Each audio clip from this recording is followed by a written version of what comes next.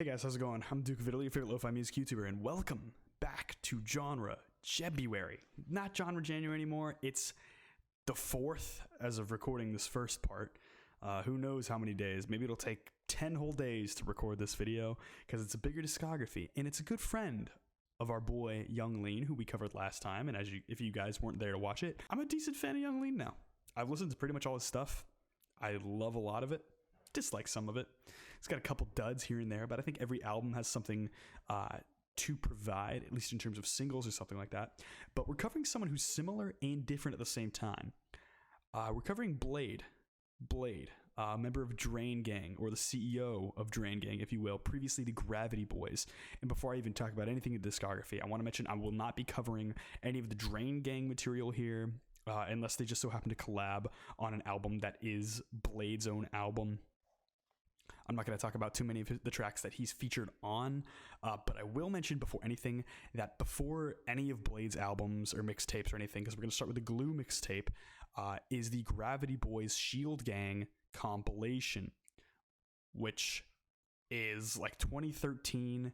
It's like cloud rap is pretty much born. It's amateurish, but it's a whole lot of special stuff there, because I mean, Echo has a very limited discography, even though he's technically been in the game for almost 9 years now in terms of cloud rap. And Taiwan, he's still uploading things, but it's also less common than Bladee. And despite Bladee having a steady output over the past however many years, since 2013, he's still as enigmatic as ever, because unlike Young Lean, where Young Lean, I'm like, well, all these albums have something to offer, but sometimes there's a song that's lacking. Bladee is rather the opposite. All of Blade's albums have a different style entirely to offer. A little bit of spoiler for my schedule, if you're so concerned with being surprised by my schedule. I will be covering a how to get into Blade/Drain Gang chart that starts with Young Lean. And how it works is it really branches into 3 different branches as a result of Blade's discography. And before I didn't really know why it was like that, because to me, I think artists, you can really get into all their stuff anyway. And Bladee, the thing is, I do understand all that, but the thing is, he didn't find his footing before trying to hit all these styles, where I'm going to say straight up, some Bladee albums I love, really love, and some I don't. One of them I'd say actually really pisses me off. And the thing is, like, whether or not they're good or not, I'd say they're all worth at least checking out a song from. There's not a single Bladee release that doesn't have at least a good song, or a few good songs. There's like a good section of all of these that I really like. But some albums seriously underperform, and I'm going to be honest, these are some albums that some other people like that much, and I understand criticisms of these albums. I understand criticisms of the other albums. I have some pretty hot takes that you guys are going to see in this video.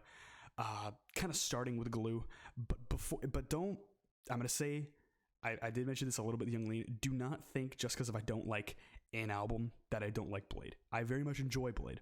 Some of his albums are some of my favorite albums right now that I listen to pretty much on repeat, and we'll get to those. It might take a minute, but some of his stuff I think are more successful stylistic changes than others. I think every style he goes into is an amazing idea. I just think the execution's rather poor on some instances.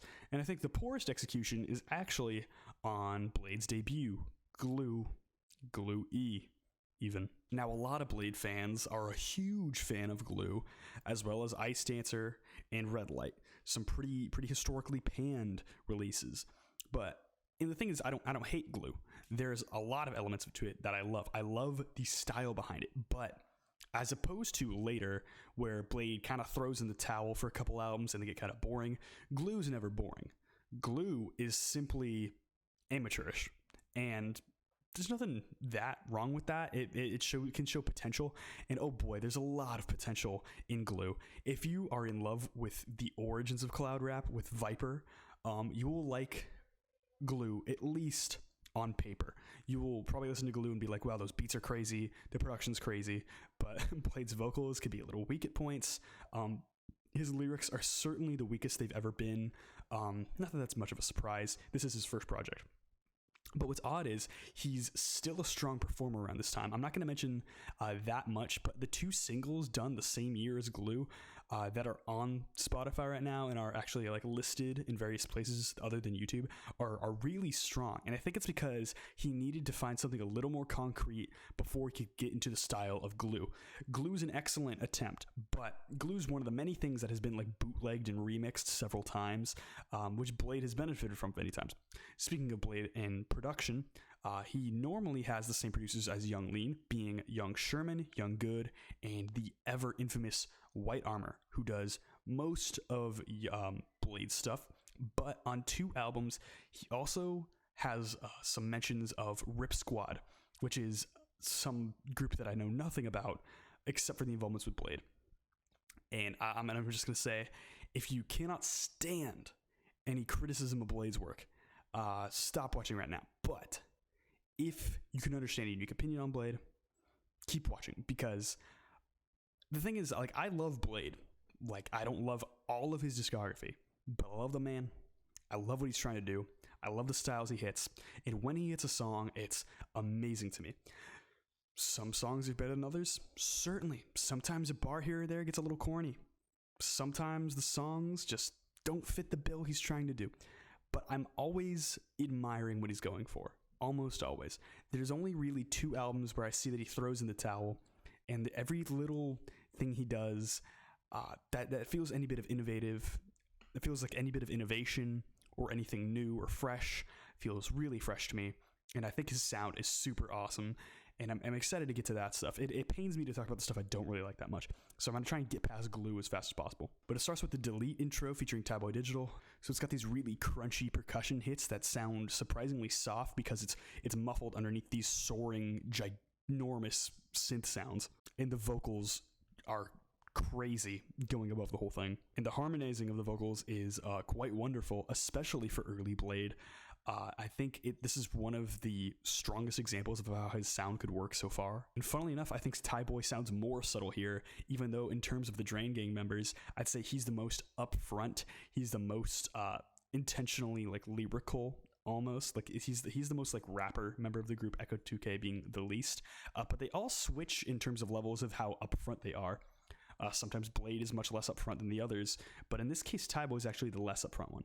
Next is the track Safehouse, and it's this really crystalline sounding mix, and the beat builds quite excellently. Blade's delivery here is certainly trying to be hypnotic. Whether or not that's successful is up to the listener. And the song's about comfort and isolation. I think this is another strong track off of Glue, a really strong start.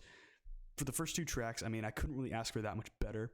Unfortunately, the quality does start to dwindle with the song eBay, which has got the full Drain Gang crew here. You got Thai Boy, Echo, and Bladee. And this is certainly evidencing towards Drain Gang being evolved from this. Like, you can tell here, they're kind of just having fun, not being too serious about it. But once they become Drain Gang in future releases, they really hit their stride with the D&G album, and especially Trash Island. Not that every time Echo shows up isn't amazing. I love when Echo shows up on Bladee albums. They're seriously some of the best parts each time. And Thai Boy even shows up, like, even till last year. And of course, the hazy feeling of the track is dope. It's a great approach. And Echo is probably the strongest member of the track right now. His auto-tune sounds perfect on the track. Next is the track Shadow Face featuring Bones. It's perfect for Blade's aesthetic as it's really slow and bordering on ambient at points. And it's so hazy, it's ridiculous. And his now laid-back approach sounds much better here than on eBay. And Bones here is actually really fire. But what was kind of interesting was I wasn't sure why he was on the track other than Echo 2K, because Echo probably could have done exactly what Bones did, just as well, if not better. Up next is Spellbound. And this track is decent, but it's probably one of the few instances on the album I get a little bit bored, because it really just copies like Shadow Face or Delete. It doesn't really do anything that I haven't seen before. And like, this is another track that really shows how amateurish they are at this point. Not a lot of great bars here. Certainly a throwaway track, and for a short album as this, you can't be having throwaway tracks. Up next is Everlasting Flame featuring Thai Boy. You could tell that the producers at this point have not yet hit their stride and stuff, although I think White Armor already had some really amazing work at this point, or if not at this point, then like right after. But it's just not as good as the start, but then the beat does thicken up before the drop and the vocals come through, which is rather pleasant, a rather nice change of pace. Unfortunately, the vocal layers here have a ton of delay on them, and it's a lot more obnoxious than it is hazy and engaging. It's really just kind of I don't want to say agonizing, that goes a little too far, but it's not very fun to listen to. Also, Thai Boy really doesn't bring it on this track. I think this is one of his weakest bars, I think, ever.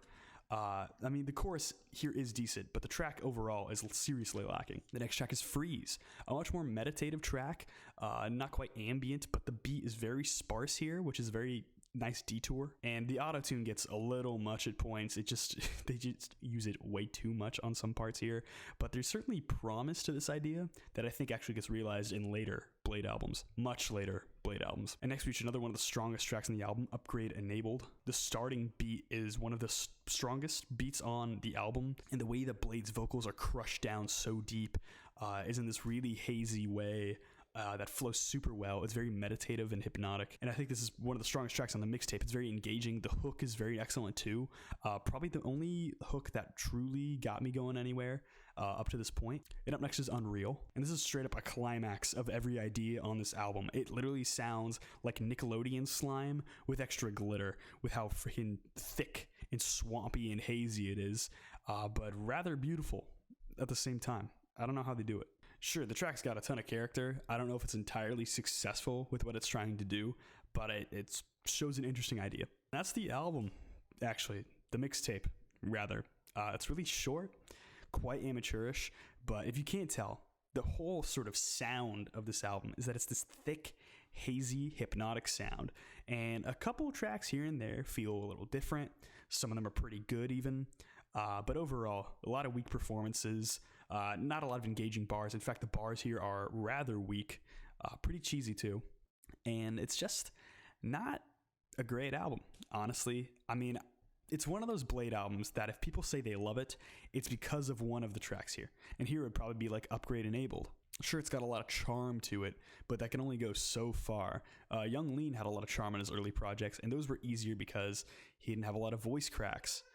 He had some interesting flows and performances, and his bars were much better than Blade's here. I mean, I do recommend to listen to this mixtape when you're done with most of Blade's stuff, because this is not a good way to get into him. So this is a Sneed, really not one of Blade's best. And then the thing is, so for all of 2015, there's not much about Blade. I don't even know if he drops much singles. But then we get to 2016, and after Glue, and Blade didn't seem to be doing that much, from what I can tell, he drops his debut full-length LP, Ever Since. Yeah, this is like probably Blade's best album. I know, already. He goes downhill from here for a while, and then he comes kind of back up with like new stuff. But like, here's the thing about Ever Since. When you think, and like, I'm just gonna forewarn you guys, Ice Dancer and Red Light, not great albums. Really upheld by some singles. I love those singles, but the rest of the album, not great. Ever Since is what they wanted to do to a decent extent. For the more clear rap style, without much falsetto that was brought into Exeter, 333, and The Fool. It's a very straightforward album, very conceptual and singular, not bangers at all. This is like some rap songs by Earl Sweatshirt for cloud rap. Relatively clean production, really icy stuff. What people say about Ice Dancer sounding icy, Rip Squad utterly pales in comparison to White Armor's production of Ever Since. Ever Since is freaking masterful, because not only does Ever Since bring this huge emotional aspect to Blade's work, a really, really depressing angle here, borderline depressive, suicidal black metal type of vibes here. He brings in this really singular sound. His flow is very consistent. It works super well. The beats are icy, sometimes very slow paced. His singing is gorgeous as Blade's gonna get. The song concepts are wonderful. The concepts here, hold on, let's talk about the concepts. The concept of Ever Since, you probably wonder why it's called Ever Since. Because he brings up a lot of phrases on this album with the word ever since, and it's ever since, and it refers to like ever since there was this change he just hasn't been the same. And it refers to some like terrible event. And gosh, like such a concept is like really striking. Also, this album art is super cool. I love it, honestly. But also, this is the first time the term drainer is brought into the Blade canon. This is biblical stuff, guys. Not as biblical as 333. We'll get to that. But the term drainer, it's not memed yet. Of course, like Drain Gang is like about to become a thing. But in my opinion, once it comes through with like Red Light, it really sucks, because the term drainer it's not like you're in a sewer and you're all grimy and stuff like you might think of like Drain Gang members, particularly Young Lean. He does appear grimy in a couple cases. Beautiful man, though. The thing is, the term a drainer is that you drain the energy of others because of your own negativity. Sure, it's not the smartest thing out there, but it's pretty engaging. It really latches onto you. It's really trying to hold a new wave of culture here. And the thing is, Blade isn't saying anyone else can be a drainer. This whole album, and for several albums afterwards, he's just like, this is for me. Like, you may not relate to this, you might not understand, but this is just how I am, and this is just how I feel. This uncompromising mood and setting and tone here is so thoroughly engaging, and this really is probably Blade's most unique release here, except for R.I.P. Blade, which pretty much copies Ever Since, yet goes to slight more club, more banger centric. But Ever Since has such great hooks, such great beats, everything. And I just got to talk about all these tracks. And it starts off with an instant banger. Who Goes There? Well, not quite a banger, literally, but a wonderful track. And it's a mix of Game Boy Color, Donkey Kong, and like Mario 64 type beat. Borderline chiptune production on Who Goes There here. And I am all over it. The production upgrade is massive. I knew White Armor had the talent to make something like this. It's weird how Glue was kind of a lull in his ability. And the thing is, I'm thinking maybe Glue was bogged down by like too many producers, because Glue had Young Sherman show up, it had Young Good show up, White Armor show up, but Ever Since, every track has White Armor on it, and only 2 tracks have an extra producer.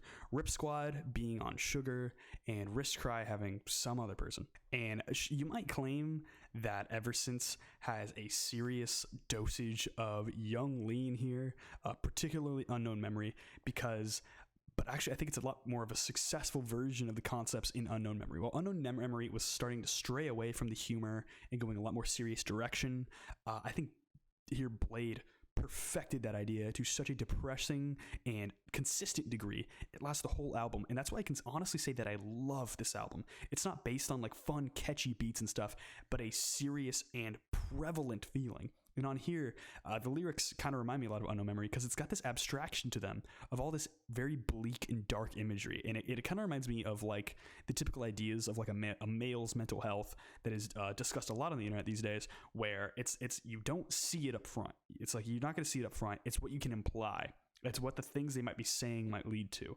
It's this abstraction that really paints a gorgeously terrifying picture in your head, a really daunting one as well. Next track is So What, featuring Echo 2K. And I'm going to say something real quick about the features on Ever Since. It's mostly Echo 2K, but every time he comes in, it's the smoothest thing. It sounds so perfect, and even though Blade sounds as bleak as possible, and I think of Echo 2K as sort of more of a fun person, it just goes one step further down. It's like one more like nail in the coffin. And I like this song. Kind of reminds me of Hocus Pocus by Young Lean, but it does have sort of a medieval synth melody thing, and kind of reminds me of like Dungeon Synth in a way that is actually rather pleasing. As much as Dungeon Synth is 100% a charm-based genre, where a lot of it you have to sort of forget some stuff you already know about music, here it works in a way that's super effective. And the beat switch is very emotional too, to something a lot more different. The lyrics are, again, excellent. But yeah, Echo comes in towards the end of the track, and it's so smooth. Just continuing the track list here, just perfect 2 tracks in a row, and you really wonder how Blade could keep this up, but he does with Love Note. And the start of the beat, which is something Young Lean did a lot on Unknown Memory, which makes this kind of feel like an Unknown Memory clone, but perfected, perhaps an Unknown Memory 2.0. You get this almost ambient sound before the chiptune synths kick in, which White Armor does so well. and I love the distorted 808 that rumbles beneath everything here. And it's pretty much a simp track here, kind of along the lines of like Hennessy and Sailor Moon, but I can't help but be engaged by it. I think it's a really fun track. It's still kind of depressing, but it's really sweet, and it's one of like the only like even somewhat bright moments on the album. Next track is Missing Person, and even though Blade's lyrics here are not perfect necessarily, I think they're very excellent. And the concept of a missing person is just like How to Disappear Completely by Radiohead, for example. I know I don't like mentioning Radiohead on this channel because everyone talks about them, but it's the idea of like Blade's not there. The man Benjamin Reichwald is just not there. Like, you see him, but he's not there. You can't see in him and see that he's alive. I hope that I didn't have to explain that far for some of you to get it, but either way, it's a very hypnotic song, and it's a wonderfully produced opening. And this beat doesn't feel like crystalline and gorgeous in a way. It's rather ambient and dead inside, rather reflective of the theme of the album so far. And the next track is Romeo. By the way, in terms of Blade referencing like women and romance, this is the best time he does it, because it's like, you think of like Be Nice to Me, and it's like, that's such a soft boy angle, despite it being very fun. But here it's like you don't have to have any preconceived notions that you have to throw out the window. It's just straight up effective. It's a very emotional beat right before Blade comes in. The romance themes are rather excellent here, and the sort of tone of this track really switched from sort of like a cold dead inside to sort of like a bitterness against other people, which sucks for Blade. Like, the feeling of this is that it sucks, and it's so sad, but it's just, I love how eclectic this album is being while simultaneously being so singular. Bro, this is the freaking death consciousness of cloud rap. Next is X'd Out, and the beat has slowed down glacially here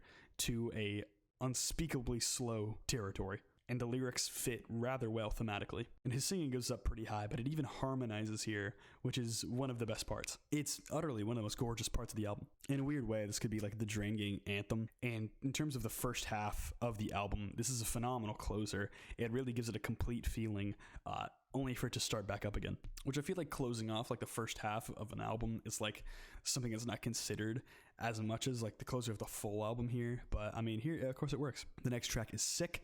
The hook here is meditative and hypnotic, something that's been established as effective for Blade. And I can just tell this influenced Lean's much later work, probably Stars. And the synths here, I'm shocked how this hasn't been cemented as the most iconic sort of sound and style of Blade. I mean, parts of it are, but like, you definitely think of more of like a silly Blade, i.e. Red Light and Ice Dancer, but here it's this really emotional and like dead inside style Blade. Of course, this is a little more of a easier to listen to version of Blade than the rest of this album here, but it's kind of incredible, honestly. It's another really sad track. And the next track is R.I.P. And you get this really tight flow from Blade, complete contrast of Glue, with these really interesting synth bells that sort of chime in and out, and it's sort of like they flow in and out of the mix in another hypnotic way. It's like you're just getting numb to it. And this song really establishes Blade as sad and lost as ever. It's borderline misanthropic at this point. It's like it's going even further down this downward spiral. And up next is Bloodveil / Stillborn featuring Echo 2K. And it's this tighter version of R.A.P. It feels almost like the trip back. It kind of feels like Blade is confronting these feelings. And by this part of the album, all of the lyrical and thematic motifs of the album have been firmly planted, and there's a real mild dichotomy between him and Echo's part, where he sings in a bit more of a subtle way, and it's just like it goes down further and further, but it does show some responsibility from Blade, a lot of intelligence from Blade actually in this album. Nothing mindless at all. It feels very consistent and rather artistic and intentional. Next we get the track Sugar, the Rip Squad produced track. Here's the thing, Sugar is one of Blade's most popular songs. He brings it out live a lot, and you can tell Rip Squad produced it because Rip Squad loves to be commercial, and they want to make bangers and all this wonderful stuff. I think Sugar is the only track on the album with even a bit of a flaw, but I can't help but still love it. I think it's a very good song. It kind of pisses me off because I know what Rip Squad does on Ice Dancer, and I'll get to that. Ice Dancer pisses me off. I'm going to tell you guys straight up. But this is the most like upfront, catchy song here. You might even call it a bit goofy.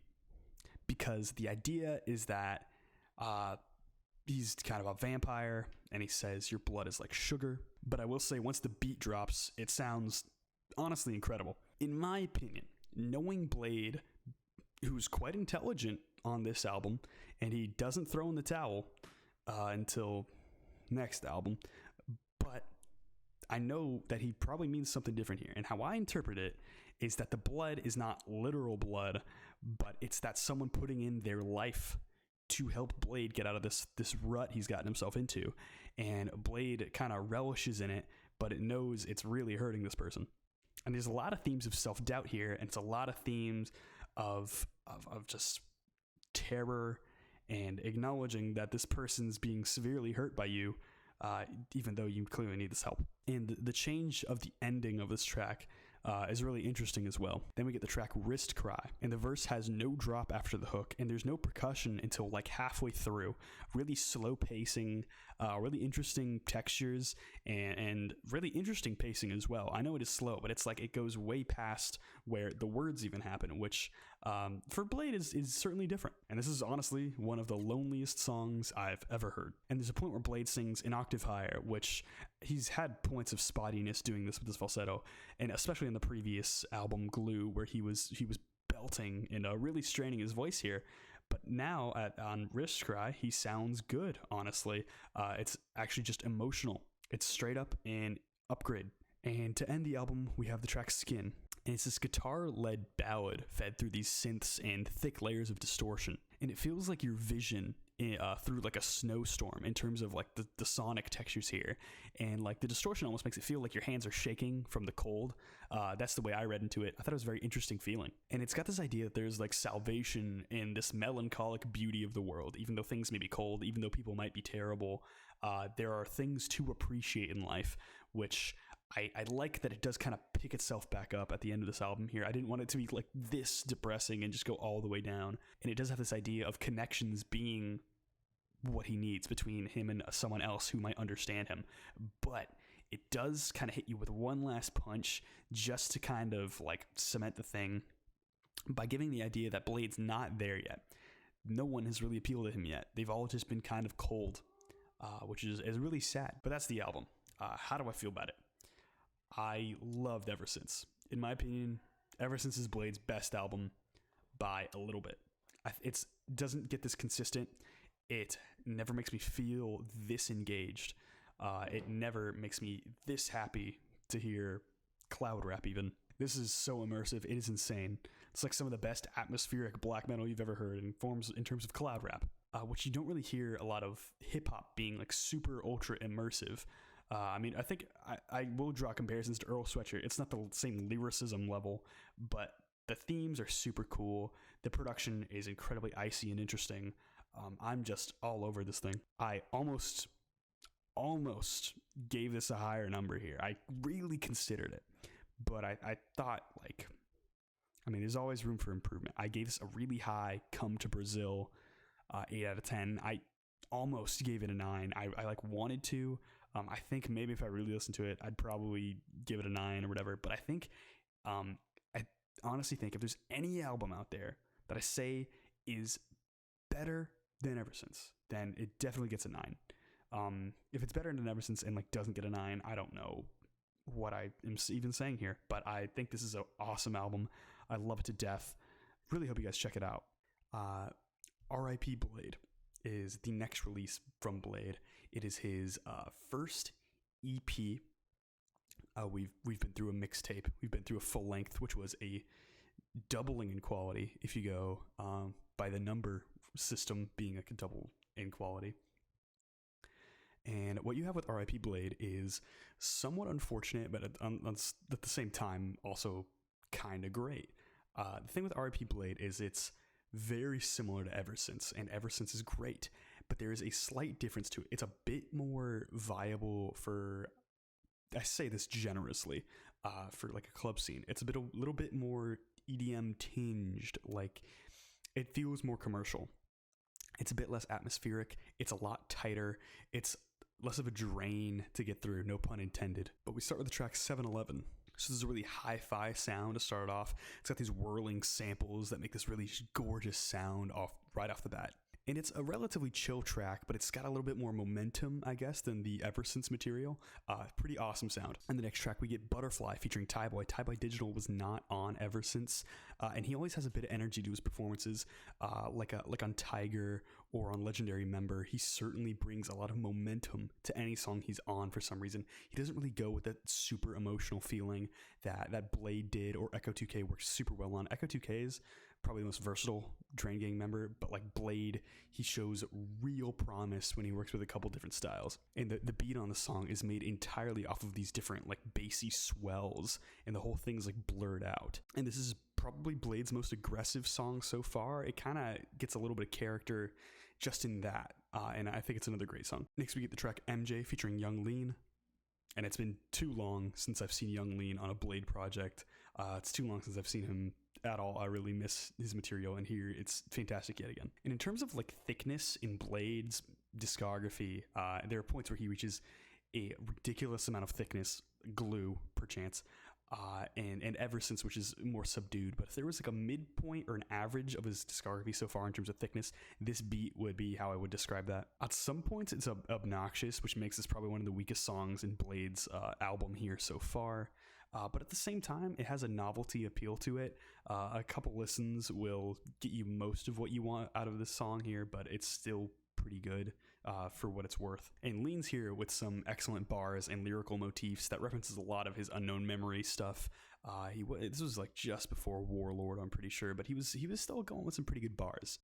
Oddly enough, I think this is one of Blade's most thrown in the towel songs so far. Believe me, he gets worse, but here I think he kind of shows a bit of a decline. It's still fine. He still does a fine job, but honestly, Lean probably could have done this better by himself. Next, we get Psycho featuring Adam Killa. And this is another low-key club banger type track, another tried and true method. Even though the ideas aren't that new, even though it doesn't feel that fresh on this album so far, it's just something that works so well. I really can't complain. And there's like a tiny pause right before Adam Killa comes in with a verse, and it's honestly an insane switch up. It's the most interesting second of like pausing on the EP here, but it works so well. And the chorus here is dope. It's thematically a bit different than what normally happens, but I really dig it. It does show a little bit more character on R.I.P. Bladee than people would normally consider for this EP. The next song is, I don't know how to say this, but you see it's right there, and it's featuring Young Lean again. And the beat has this massive build until it reaches this much more relaxed beat, which is really interesting dichotomy. It's a pretty mindless Bladee track. Kind of reminds me of maybe Hoover-ish Young Lean, but I think it's kind of clicky. It kind of works. And funnily enough, on this track, Lean is the one who's weaker rather than Bladee off of the previous track. Lean's bars here are definitely his Warlord era bars, where they're kind of thrown in and they're just not that good. Overall, I enjoyed R.I.P. Bladee. I think it's kind of repetitive in terms of its ideas, but I can't hate it. It's Ever Since 2 in a way, or ever since I don't know, in terms of quality, it's like Ever Since demo type stuff, but a little less consistent. But at the same time, it's an interesting point in Blade's career, and I think there's nothing wrong with him sort of trying to build on what was already good here.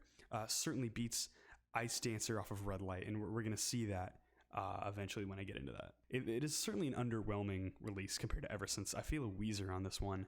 But I do like some of these tracks here. One of the tracks here I think is one of Blade's biggest, hardest hitting bangers so far. But this next app project that we're going to talk about here is not terrible.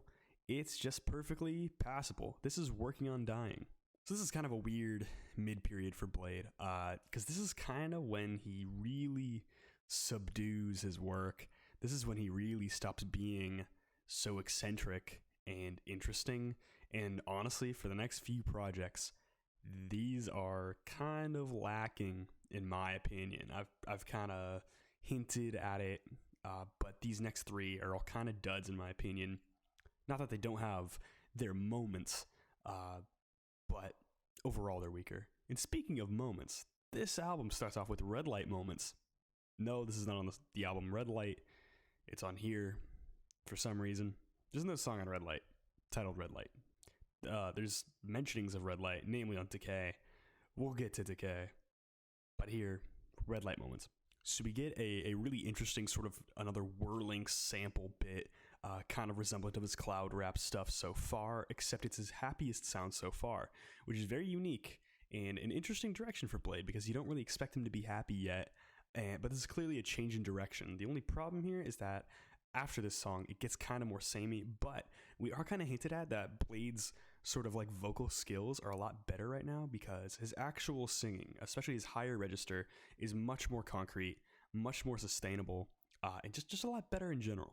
Next we get Lordship featuring Young Lean. We get these really hypnotic chimes with this really subtle 808 inclusion, kind of a more laid back piece of music for Bladee, but he's no stranger to the more laid back songs so far, and this one's not necessarily terrible. This is one of Blade's tighter and more engaging flows. In my opinion, the hook on this track isn't really there, and Young Lean doesn't really bring it that much here. He is doing a pretty good job, probably even better than Bladee, but kind of a mixed bag overall. Next we get Knightsbridge.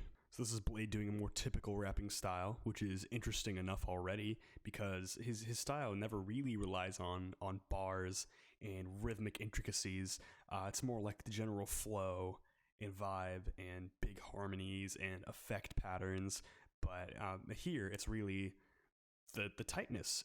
He's taking a little bit of Nas or any rapper that isn't like Viper from the US up to this point in history, and he's putting it in his song. And the chorus here is solid. It's probably the best on the album so far. The next song is Backstreet Boys featuring Black Cray. I gotta mention, like, Black Cray seems to be involved with Bladee socially and as people.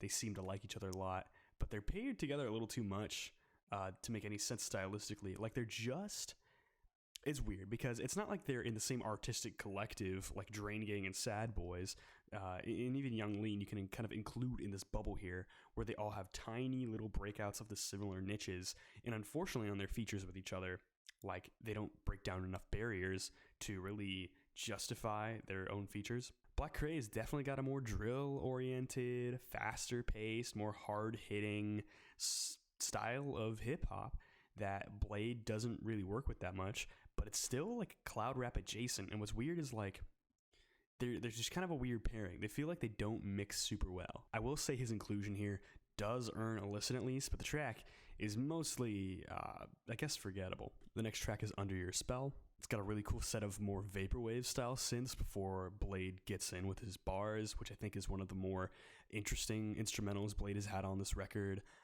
In his discography, kind of middle of the road, but I mean overall they've been pretty strong so far anyway. Unfortunately, this is some of his worst bars on the whole record as well, so it's really a dichotomy that is worthy of maybe a listen, but if you see for yourself, then you're going to realize it's probably not worth much more after that. Next we get D925, one of my favorite tracks on the album. It's got this interesting sort of like tumbling beat that once you listen to it, you'll understand what it sounds. It sounds like it's sort of like you got this object of sounds that you push, and it's like just flipping over itself.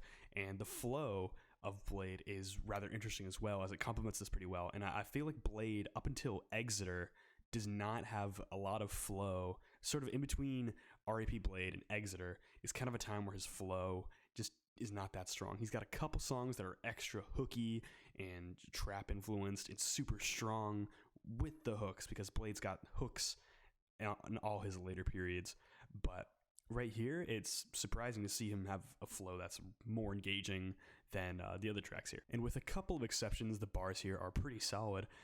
If nothing, then listen to the song because of the novelty factor. Next we get Gatekeeper, another one of the strongest tracks on the album.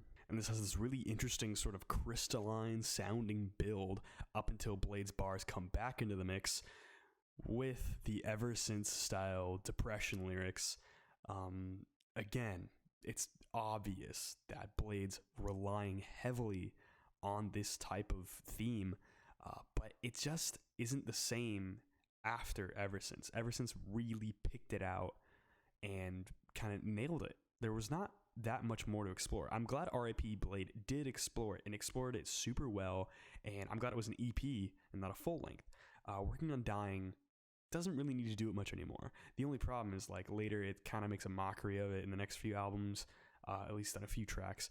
But here it's kind of pointless, but it's not exactly like that bad. This is probably the most engaging song here, with a really dynamic beat to sort of tie it all together. Next, we get the kind of legendary Cherry Bracelets featuring Echo 2K and Young Lean, one of the strongest sort of Drain Gang associated tracks so far in any of their discographies. And it's a track that is kind of considered like a Drain Gang song, even though Thai Boy's not here. It's sort of seen as like a Drain Gang essential. And I can't lie, it is deserving of that, if not for the sheer diverse lineup that supports the track here. When you have over 2 people on any track of the Drain Gang members or Young Lean, it's gonna be a strong inclusion on whatever album it's on, and it's gonna be a great listen either way. And if you need an example, check the entirety of Trash Island. Lean came to work on this track with a really nice punchy and hooky flow, and Echo's voice works phenomenally with the aesthetic that the instrumental has brought to this track. And even Bladee brings his best bars and best vocal performance pretty much on the album, if not one of the best. And it's just a great track overall, very hooky, kind of reminds me of like Western Union style of like bravado and just sheer excellence in terms of Drain Gang songwriting. And to cap off this little record here, as it's kind of short, is the track Best Buy. Now, as Warlord was like kind of around this time, Bladee here is definitely influenced by Young Lean's sort of like flow at the time, and especially his more aggressive songs like Hoover, and particularly Miami Ultras, where he almost has like this growly, raspy part to his voice that he really doesn't nail until Decay on the album Red Light. But here it's still pretty solid. It's just kind of jarring the first time you listen to it.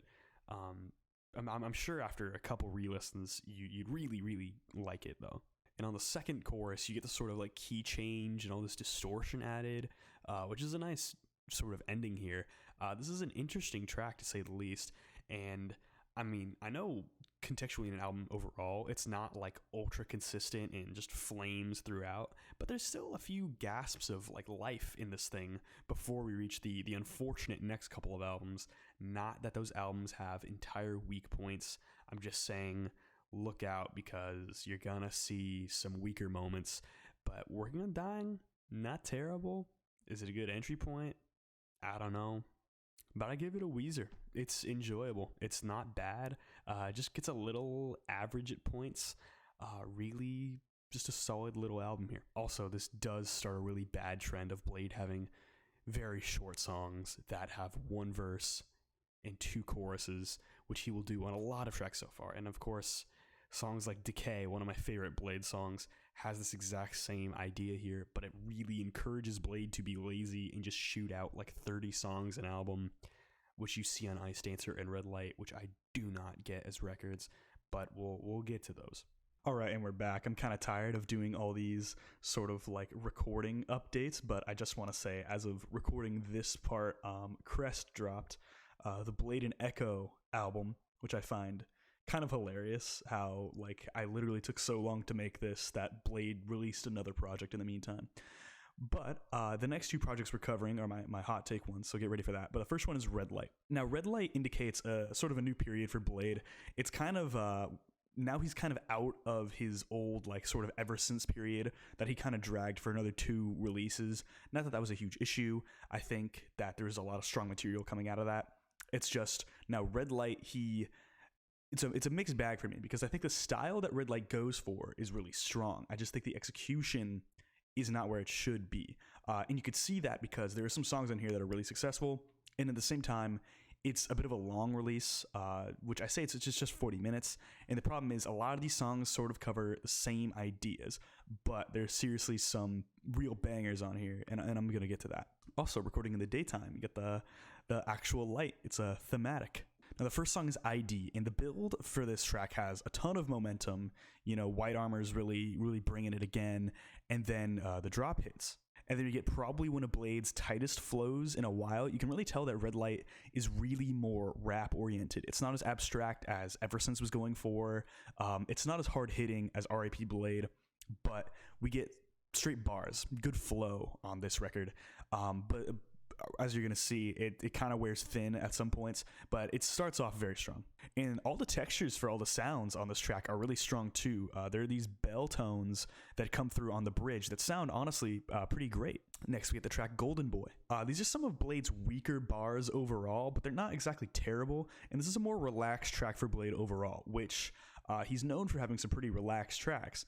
And I'm not sure about that being the second track on the album. I think that's maybe not a great idea, but it's not exactly terrible. And the outro to this track covers, honestly, a lot of time. It's like a third of it, and it's one of the best parts. It's kind of like sort of like the old Young Lean philosophy of like the beat would just build for like a minute straight until it drops into something else, except in this case it's the outro. It's this nice sort of like ambient leaning outro, but it's pretty effective. Next, you get the track Westfield, which is another excellent track on Red Light so far. This is one of the spacier tracks. The bars are sort of mixed for me. They're mostly decent, but there is a bar where he says, "You hate on me, I got 2 letters, I see," which, I mean, some might think of that as like seeing like you see something, but no, he's talking about like I see, like he's got bling, he's kitted out. Which, I mean, sometimes Blade's flex bars, I'm like, they don't exactly fit, but here they really do, and I come to appreciate them on his more, like, actual rap-leaning records. And next is the track Fake News. And I haven't mentioned this much so far, but you're going to notice that the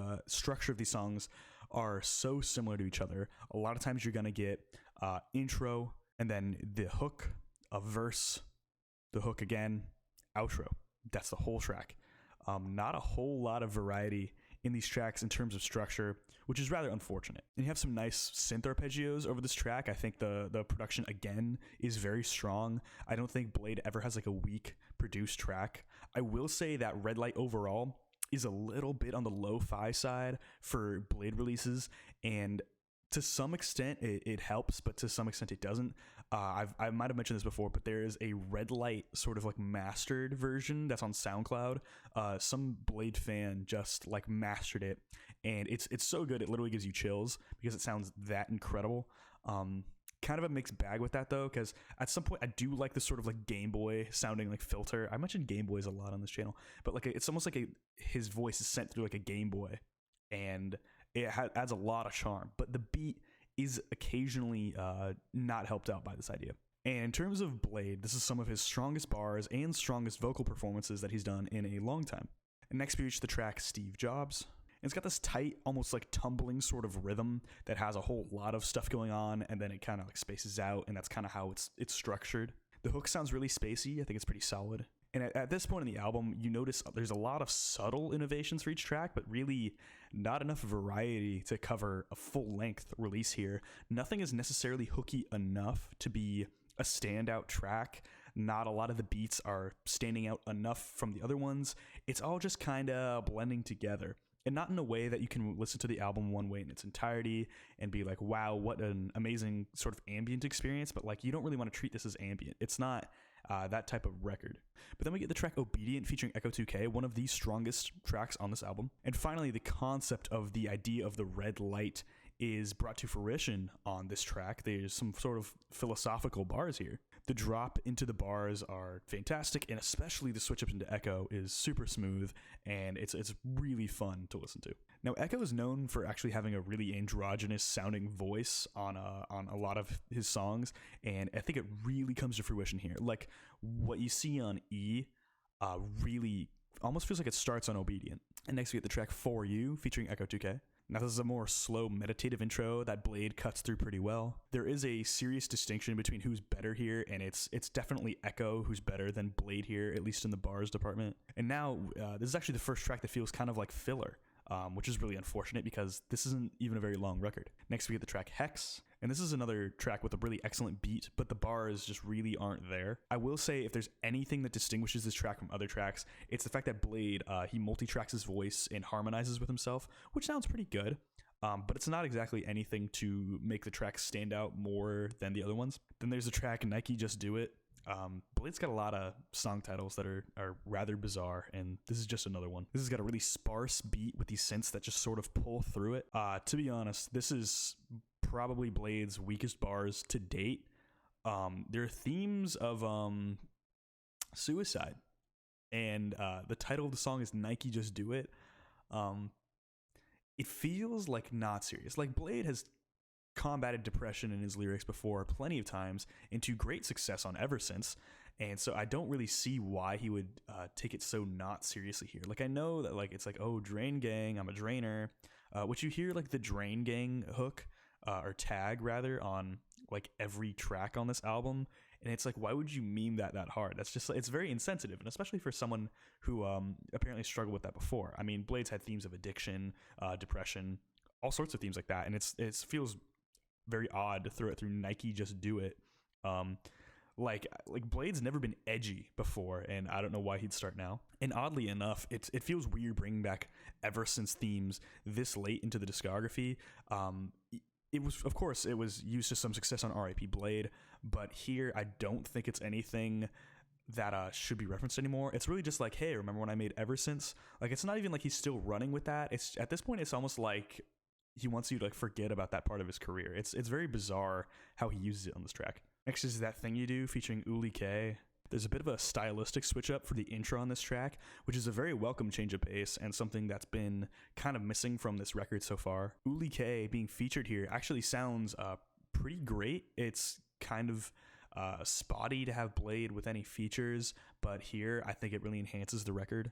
Bladee belts his second verse here, which it's pretty actually emotional, and I think it works relatively well. And this track isn't necessarily like amazing, but at this point in the track list, it's a bit of energy that's added back in that keeps this album from like completely drowning. And then of course we reach one of my favorite Bladee tracks, my personal favorite of his sort of hookier tracks, Decay, because I just think let me just get into it. First of all, you get these huge sort of like swooping synth sounds that sound very spacey, not exactly as energetic as Young Lean's production is typically known to be, but you get these huge swooping synth sounds, and then you get this MIDI keyboard sound. You get this super iconic melody at this point, especially for Blade's discography.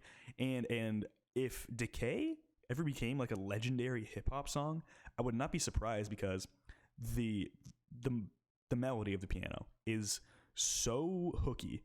Like I could think of it right now. I'm not going to sing it for you guys because it's ridiculous, but like it's one of those things that just sticks out so well in your brain, and it sounds fantastic because it's clearly lo-fi. It's clearly from like a keyboard, and it's clearly from a cheap keyboard, but it's run through this filter that makes it sound kind of cold, kind of icy, but not that much. And it's just like, I want to say it's like childlike, because Bladee a lot of times evokes like a sense of like nostalgia and sort of like childlike joy that doesn't really get tackled in a way that's like actually enjoyable at points.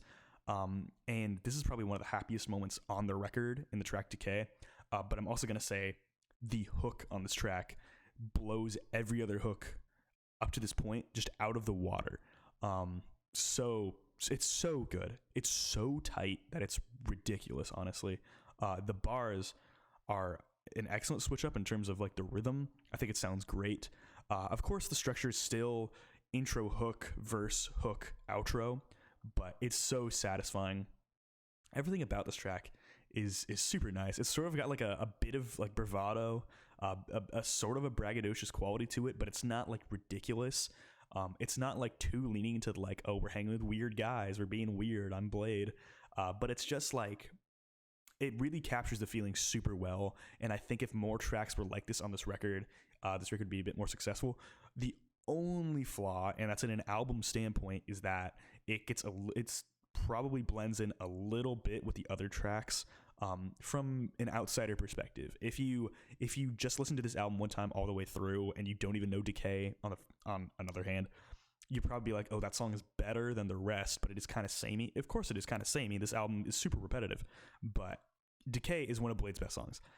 Bars are great. Blade's vocal performance is solid. He's very tight flow, incredibly tight flow. In terms of like more of a trap, hooky type thing going on, just incredible. I can't get enough of this song. I listen to it like every day. And then there's the track College Boy. I think the drum sample for this track is kind of hard. And it does kind of break up the flow of the album a little bit, but it really does not justify its own track length, which is really not even that long.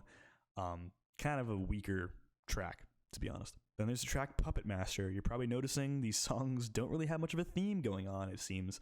A lot of people vouch for Red Light because of the theme, but it doesn't really track through that many songs. This is, again, one of the strongest tracks on the album, but it's really not dragging it out of the mud that it's kind of buried itself into. Then we get the track I'm Goofy. This is the last track on the album.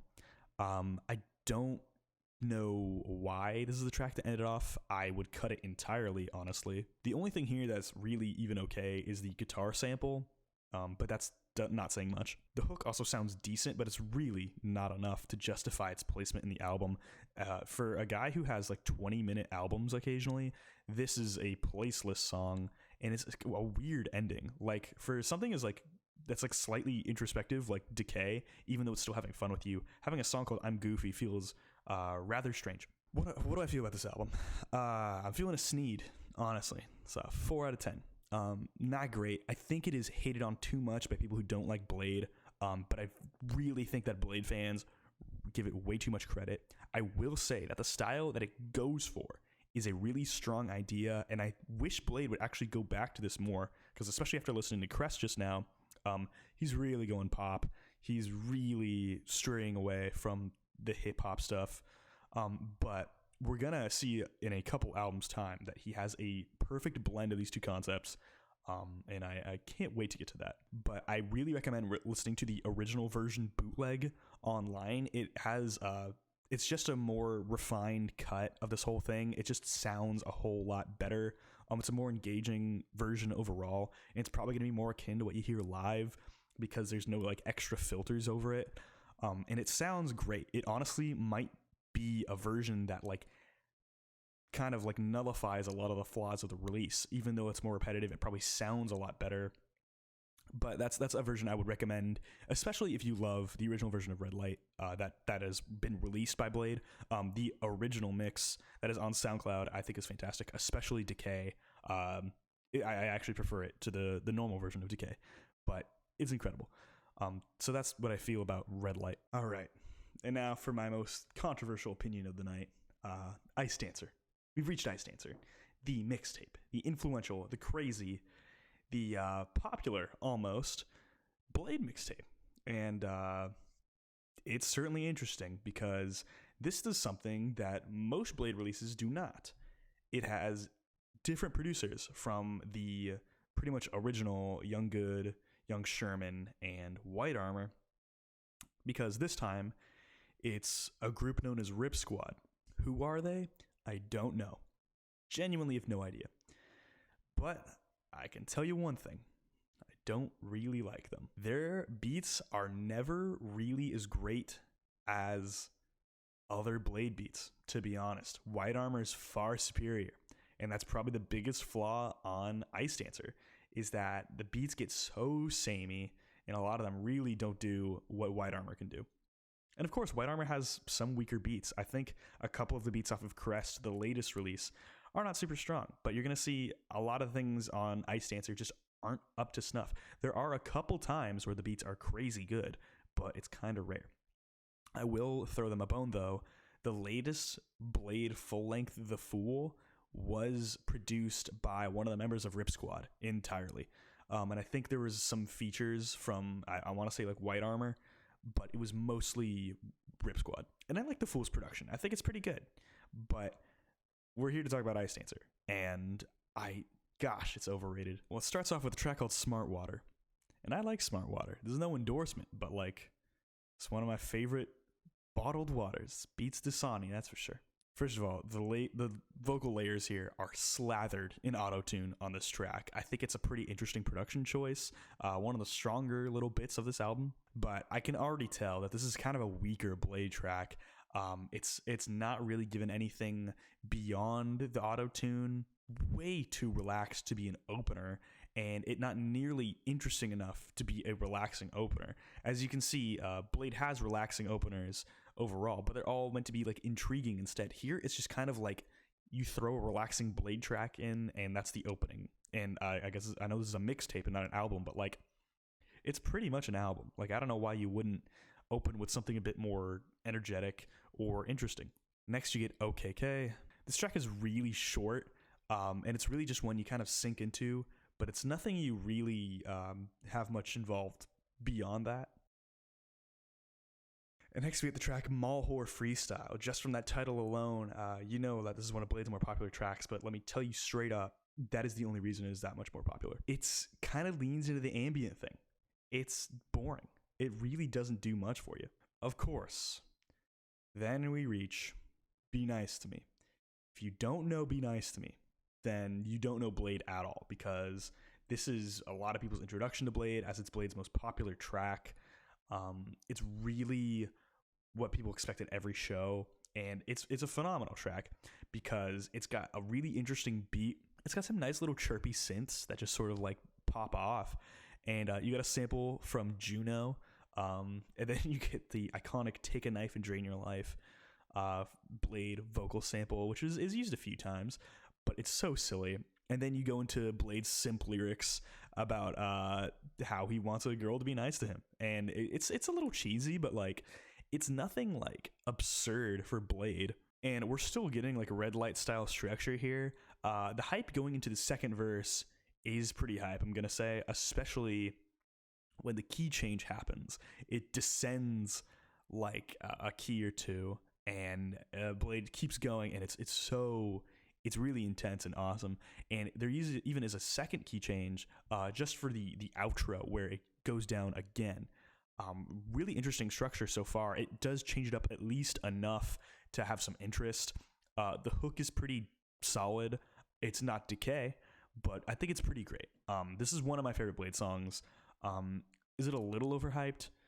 Maybe. I feel like Ice Dancer as a whole is just kind of overhyped, but this is this is probably the strongest track here. But the beat switch is insane, and Rip Squad never reaches this quality again. And the thing is, but you can't give the song that much credit for Rip Squad, because this idea has been done before. I'm pretty sure on R.I.P. Blade, there was a track that had a key change in the middle of it that switched all the production. The whole beat just like descended like a half step, and it was a really smooth transition, but really hype at the same time.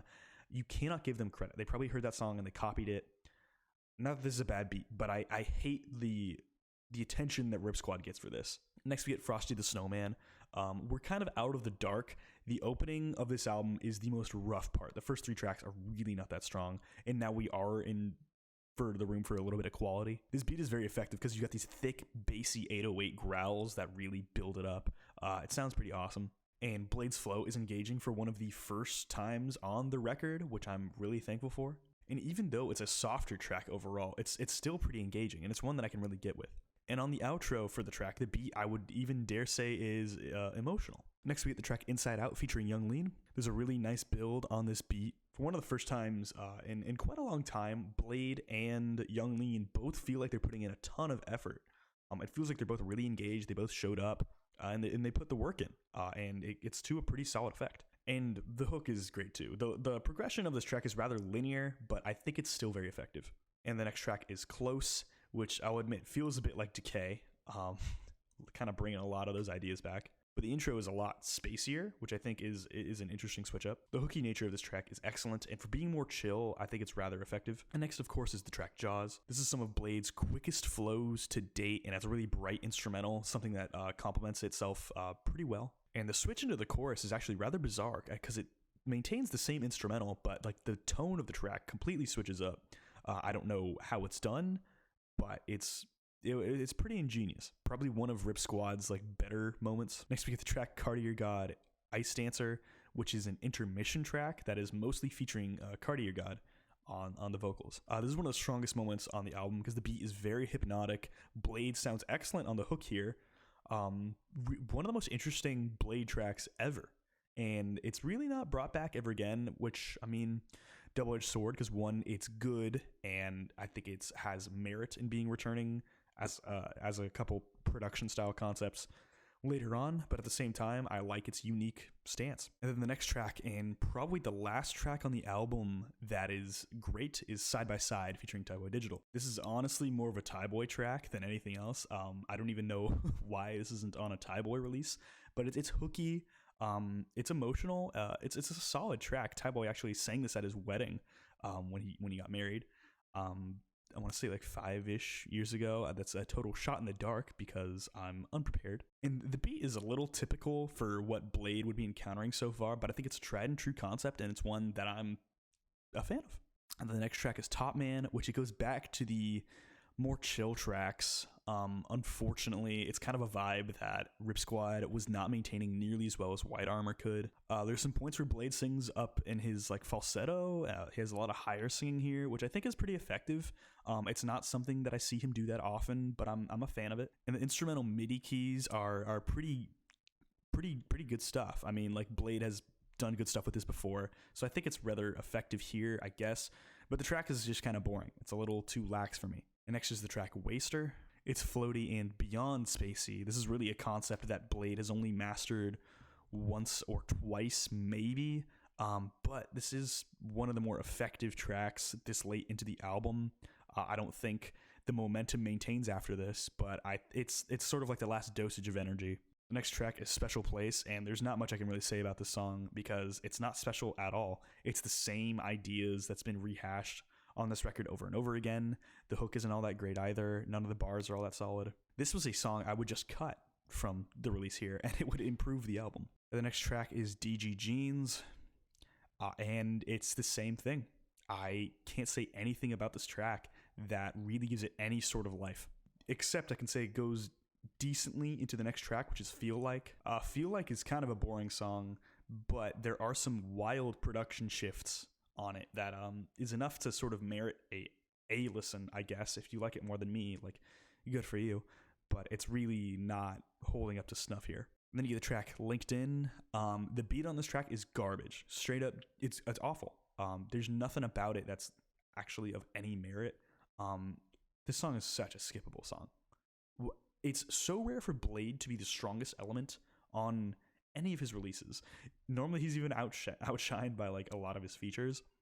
Like he'll bring Young Lean in for like extra energy, or Echo with a really unique voice, or Thai Boy who's a lot more set in the rapping style. Bladee is frequently outshined, but here he's way outshining his producers, which none of his other producers would ever let happen because they're that good. The next track is For Nothing. This track is kind of just nonsensical. There's a beat switch, which is rather okay.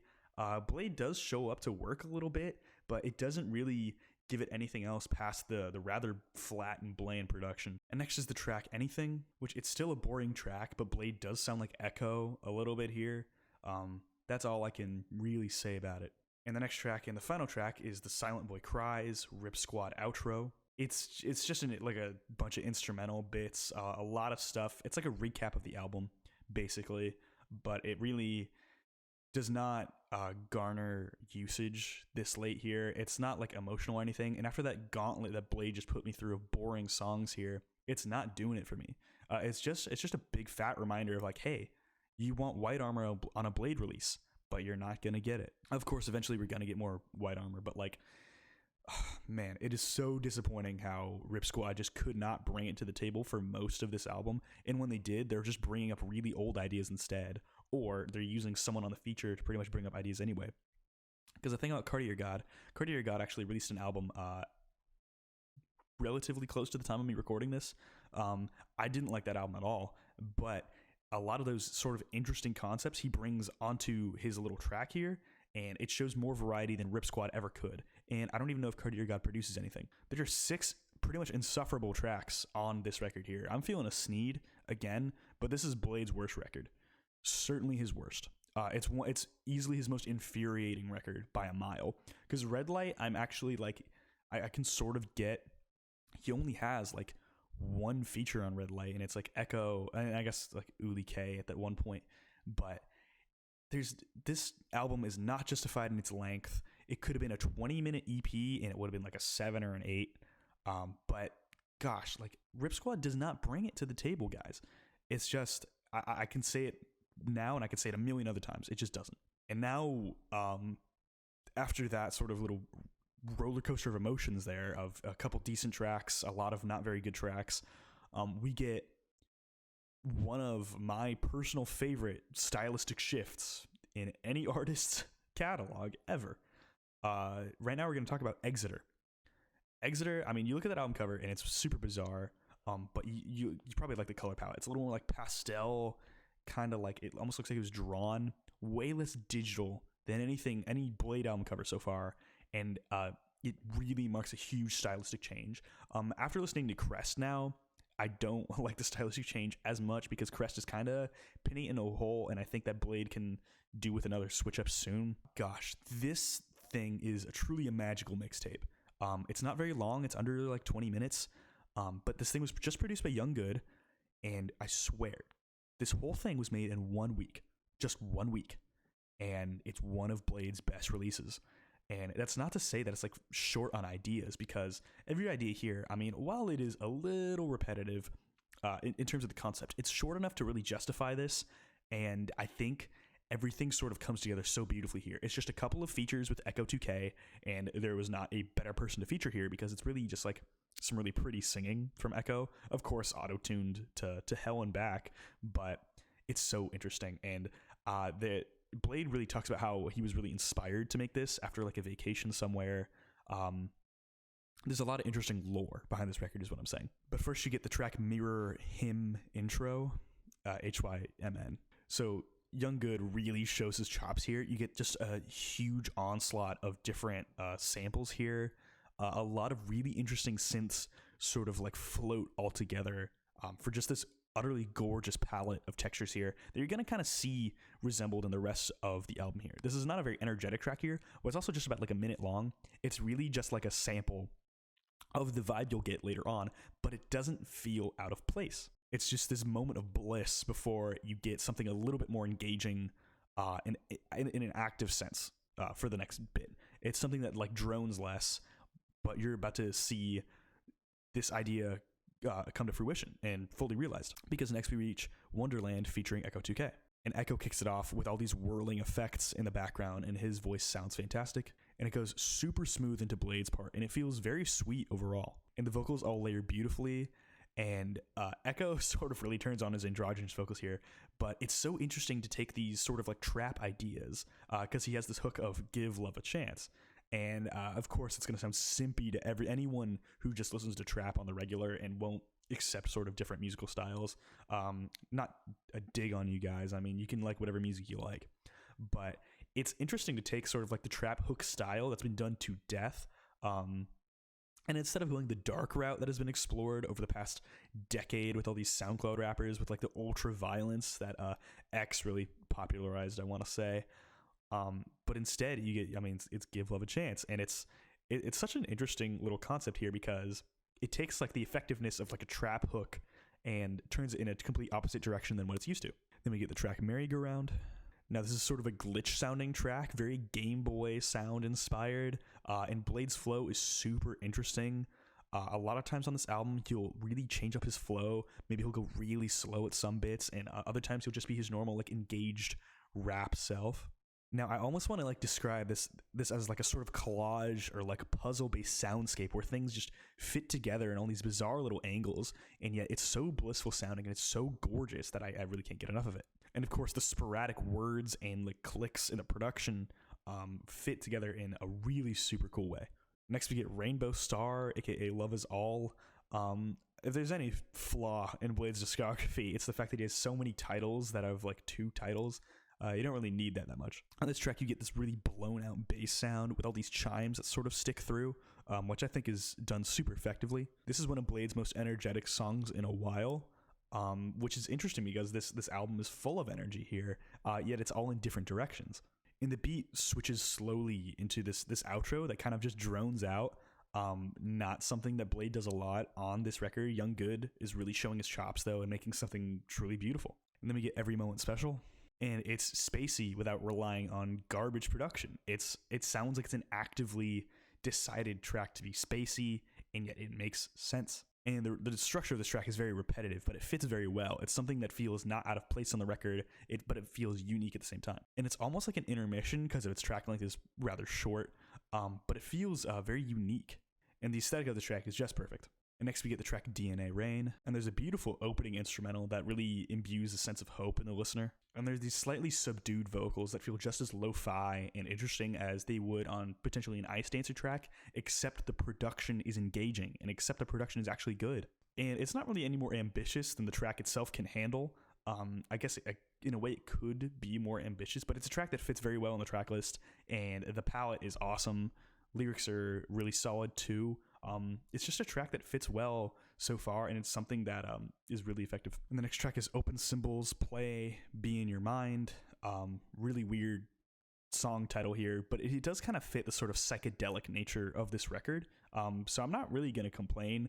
I mean, it's not like Aphex Twin titles, but like, sure. Not that I listen to Aphex Twin. I don't drink Soylent. And there's another sparse synth here that sounds just incredible. And this is a track here that's surprisingly motivating too. Not a lot of songs anymore make me feel motivated, but I have a lot of respect for this. And next track is Love Story featuring Echo 2K.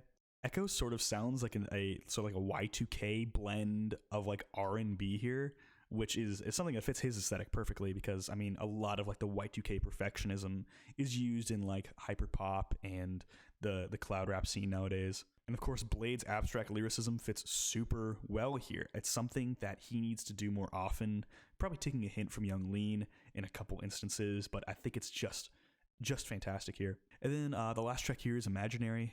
You get these really dissonant synths that build the opening in a really interesting way, and it's nice to hear something that really completes the album with some variety.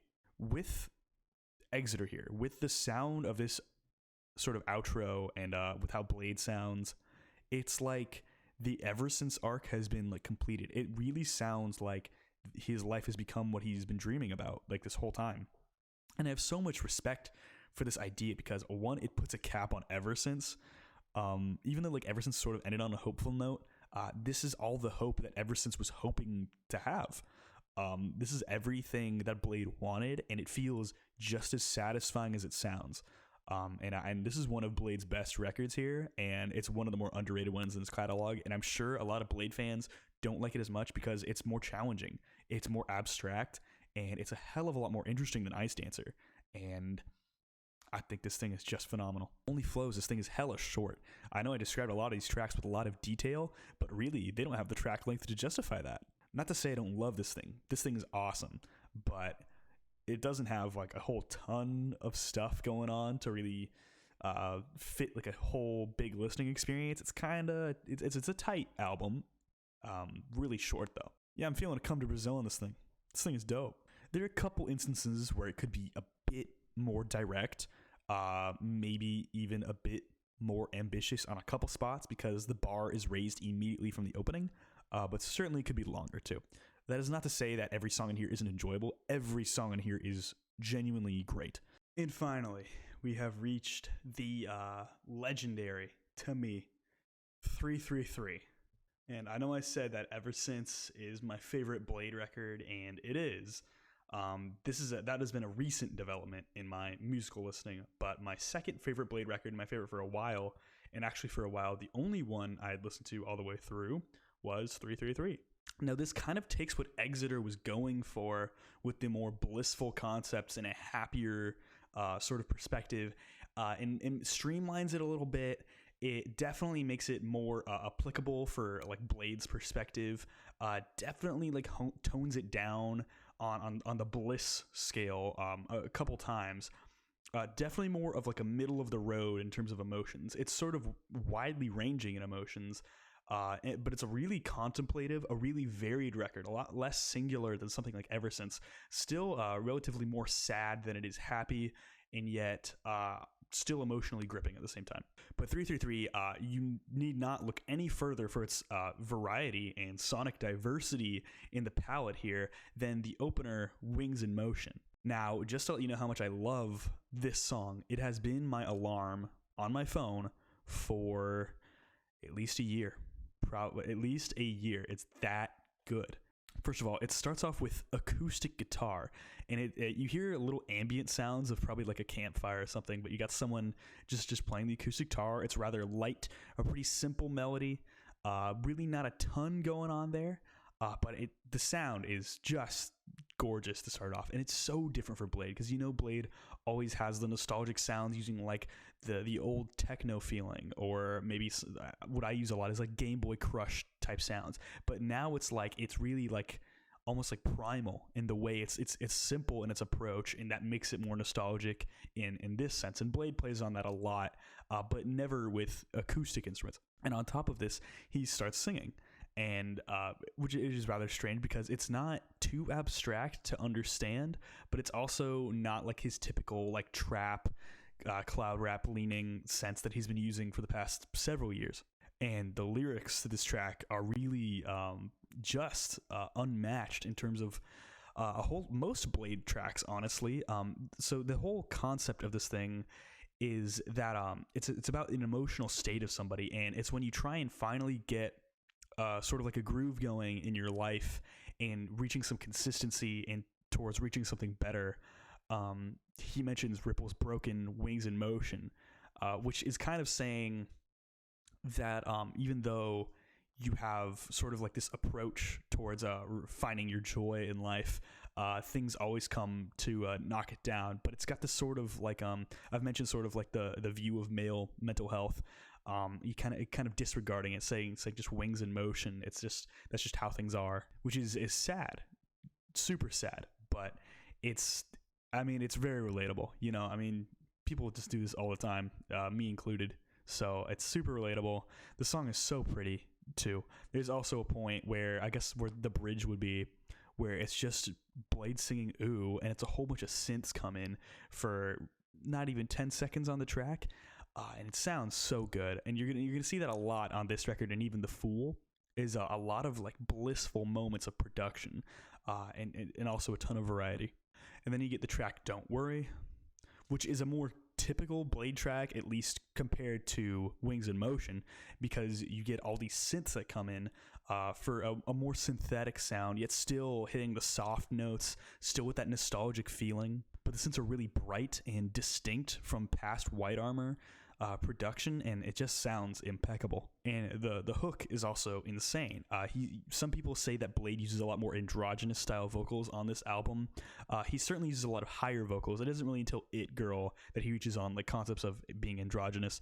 And the lyrics are great. It's just about Bladee sort of maintaining himself despite these depressive episodes, kind of keeping the idea of Wings in Motion going. But this album so far is clearly reaching sort of concepts of finding the road to joy rather than this being the destination. Kind of like Exeter, I guess, would be a moment of pure joy in Blade's life. And then 333 would likely follow If You Are Wise, because instead of being like a total crash, you realize it is only temporary, despite it being rather painful to sit through. Not that this album's painful to sit through in a quality sense. The quality of this album is really something to marvel, especially with the next track, Keys to the City. And now, despite it being far less icy than Ever Since, it's probably icier than any other Bladee release since, at least on this track. And the beat is bleak.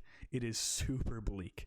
And Bladee on this album has a huge juxtaposition between his higher and lower register with his falsetto, and that kind of justifies the album having no features on it, even though Blade's albums have always had features before, but right now they don't. I love the second verse on this track. It holds you super well. And the chorus is pretty fantastic as well. Of course, you got to have the bit of goofy nature of Bladee, where he says there's a sign on the door that says Drain members only. But when he hits the second verse, and it's a lot more consistent in the bars rather than just the more sporadic ones of the first verse, it shows that Blade's really showing up.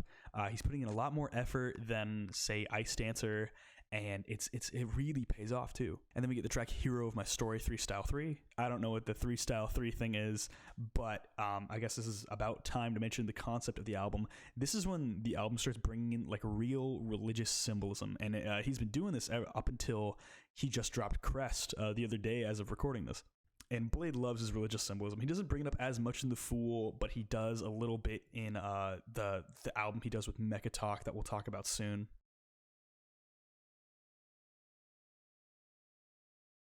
It is certainly a number of religious significance, such as 777 and 666, but 333 is certainly on the positive side of things, and a lot of these religious ideas evoke some really interesting imagery, and you're going to see a lot of religious figures mentioned on this album as well. It's more subtly placed, but the effect still reigns true. So this track is really nice and choral sounding, which is an interesting change of pace, but there's some really interesting bass embellishments that go underneath the beat that really thicken it up, really add a lot of body, and I think it's First, well, this beat is awesome. I don't really know how else to say it, but this beat is just fantastic. White Armor is really showing his chops yet again, and every beat on this album is really just something to behold.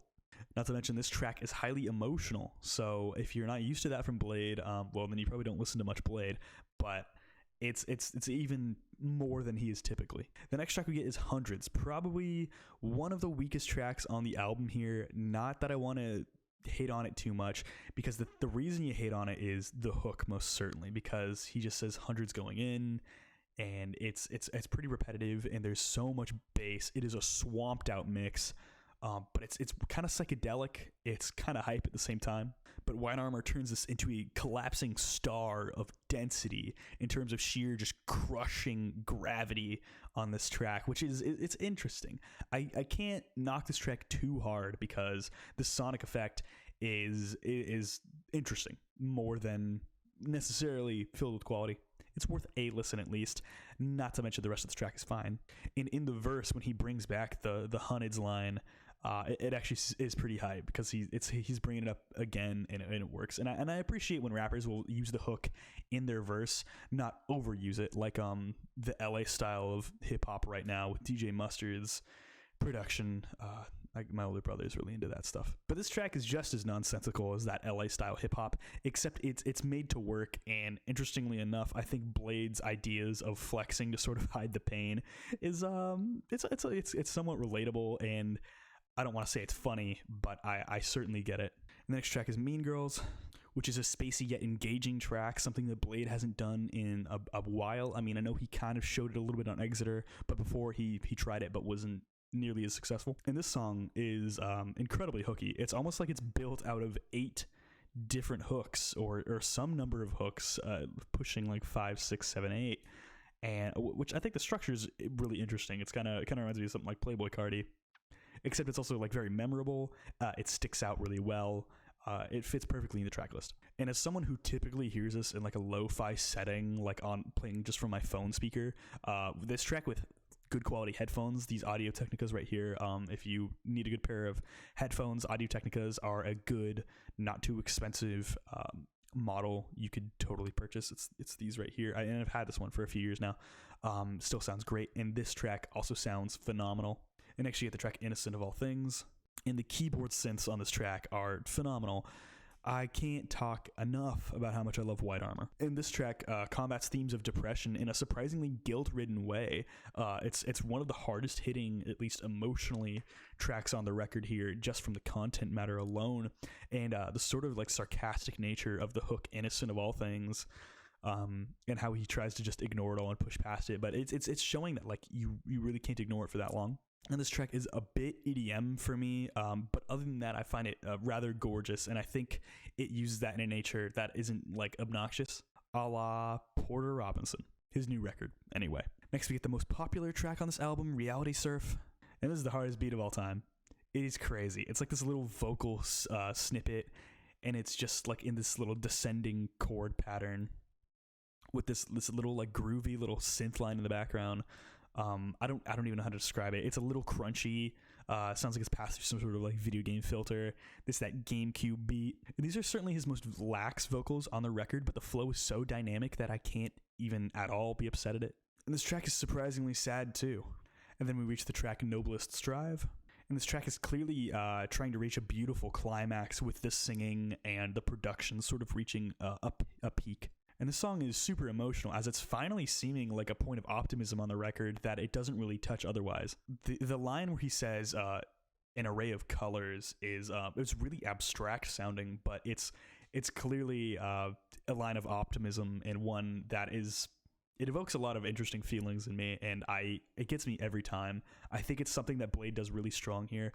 If 333 has anything going for it, besides everything that I mentioned already, the abstract lyrics are back, and they're here in a way that is not does not feel even slightly pretentious. Not that Blade's lyrics have ever felt pretentious. They felt goofy at worst, but I think here they're better than ever. You could argue that maybe Exeter has stronger abstraction going for it because it's just so like color based and so like vague feeling that it's like borderline impressionist. Gosh, I'm sounding so based in this review. But here on 333, it's brought down back to earth. And even though it's more like what you get implied from the lyrics rather than just like vague words that imply a greater feeling overall, which sounds like a negative thing, but I mean, you know how much I love Exeter. The next track is It Girl. And this song feels just like an upgraded version of half of the material on Red Light or any of the material on Ice Dancer. Bar, of course, Decay, or Be Nice to Me. And this is a song that sort of questions growth and asks if it's all even worth it at the end, which is, I mean, it's not a message I needed to hear, but it's one that is worth noting, I guess, in the terms of search for your higher self. And then you get the track Oh Well. This is a more chill track here, but it's one of my favorite hooks. And this is a track that sort of shows Bladee in such a state of bliss and optimism that he can even handle betrayal as something that just gets deflected off of him. Which, I mean, obviously there's going to be a come down at some point, but I love how fruitful the concept of sort of like emotions switching from the highest of highs to the lowest of lows, how insane they've been on this album, and showing the real dangers of both sides. And there's also concepts of tarot cards brought in through this track, and it's also referenced a little bit later too. I think it's a really strong idea.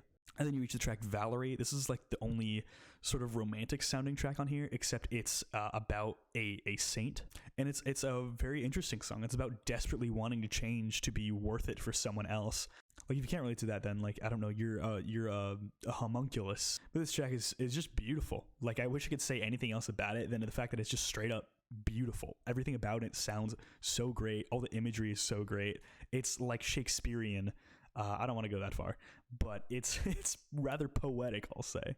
And the chorus really pulls on the heartstrings as well. Next is the track Finder. The sparse chimes over this really thick bass provides a really excellent soundscape to start it off. And there's plenty of space in between for Bladee to basically sing whatever he wants. And there's a really interesting theory behind this track here. It's about reaching a heavenly state through appreciating the things around you.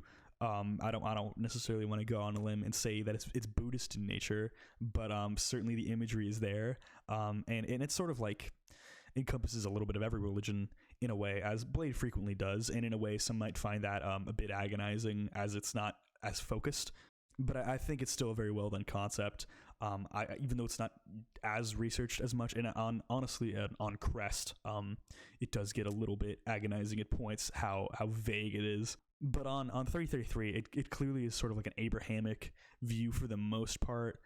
Just things definitely dip into other religions just because of religious similarities between different religions. I'm not going to get that deep into that, but I'm letting you know this album is a lot smarter than what it sounds like to the uninitiated. And the next track is Ecstasia, which it's really ecstasy, but he says Ecstasia as the title. And this is a similar beat to before, except it sounds even more blissful, so the progression is at least here to a degree. And there are themes here of replacing your drug problems with someone to appreciate instead. It's super interesting. I don't know how effective it is, but I mean, if Bladee does it, it's pretty cool. And it's nice seeing Bladee be a little on the appreciative for someone's side, a bit on the romantic side. He's kind of simpy before. I mean, he did Be Nice to Me on Ice Dancer, but I'd love to hear him have some appreciation for, I don't know, a special someone out there. And the next track is Only One. It probably reaches the most blissful point on the album with this onslaught of almost EDM type beats. And it actually starts with acoustic guitar with some more thicker chords and Bladee sort of crooning over the top.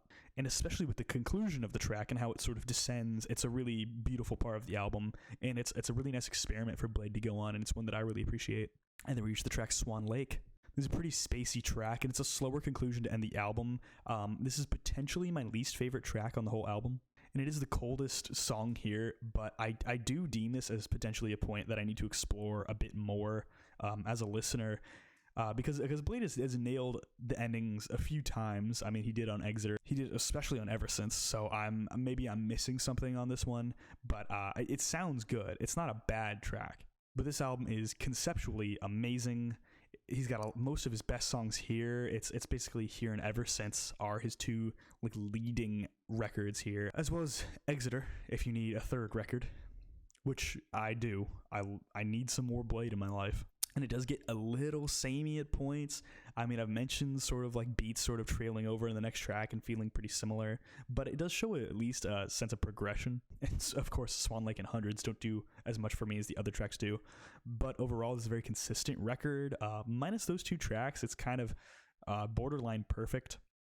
I'd honestly wager without those 2 tracks, and if they were made a lot better, then this would probably beat Ever Since and get that fabled 9 out of 10 rating. But for right now, I'm feeling a Come to Brazil on this record. I think it's a super strong one. It's one I definitely want to see a lot of these broken out live. I know Blade breaks out Wings in Motion live, and I love that he does that.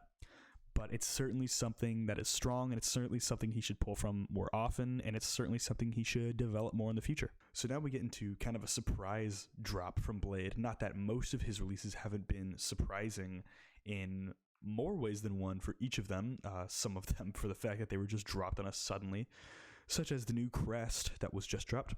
This one was, for a few reasons other than this as well, also because of it being a deluxe edition eventually. But this is Good Luck, featuring Mechatalk. Now, I wasn't going to do any of the other collaboration records that Blade has done because I was going to cover them in a future video where I just discuss general Drain Gang releases and I kind of show a sort of a guide to the whole thing. But the thing with Blade and Mechatalk is that, like, Mechatalk is not really affiliated with them other than this. I mean, Mechatalk produces this album right here, and then he produced Amygdala, which came out earlier this year.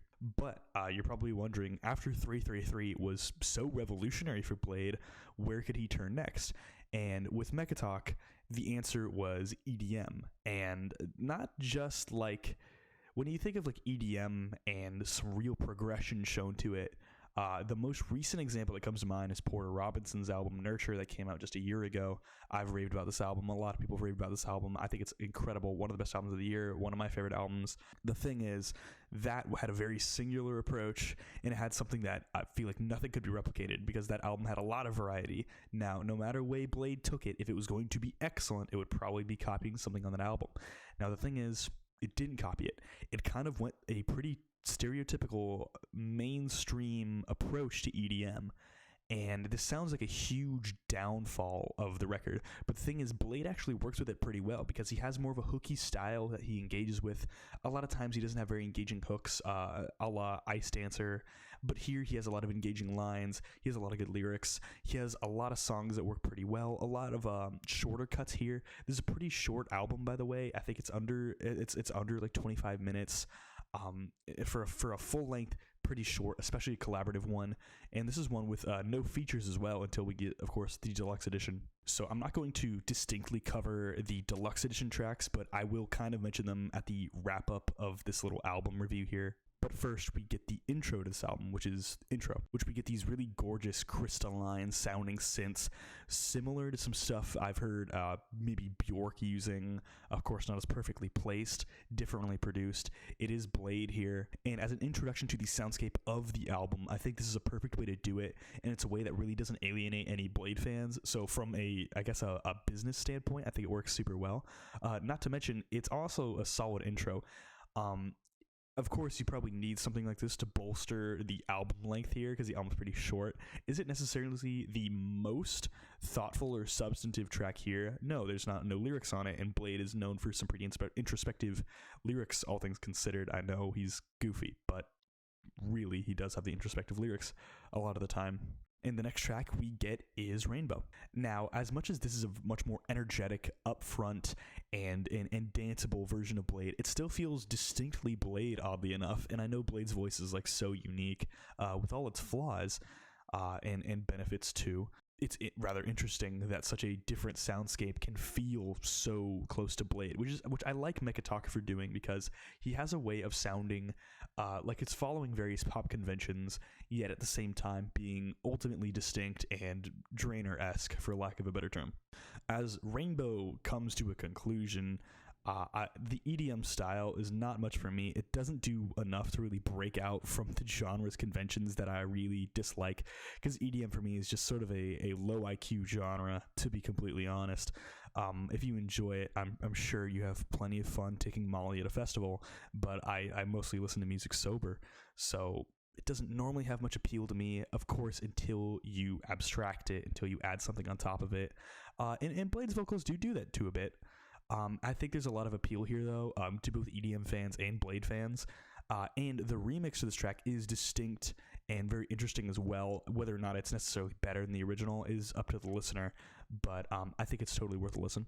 And then we get the track Sun. So this track, right off the bat, is more interesting production-wise, which is already an exciting prospect. Now, this is enjoyable, but it is not as engaging bar-wise, and it is kind of lacking in the lyrics department. I will say that the remix to this song is a major improvement, and it's one that I really dig. And then there's the track God. Now, this track feels actually rather Dorian Electra adjacent, and it's really one of those tracks that really brought Blade into the idea of hyperpop, as much as 333 did a little bit, and as much as probably Exeter did, and as much as Decay certainly set a lot of precedence towards going towards the EDM style applied here especially feels distinctly hyperpop, distinctly campy in that regard. And even though his auto-tune is not my favorite here, I think the hooks that he uses are pretty strong. It's a decent track overall, but I think the remix is a big improvement because it feels even floatier and even hazier. And then there's the track Drama. If there was a track on this album that kind of stood out from the rest as one of the better ones, Drama would be it.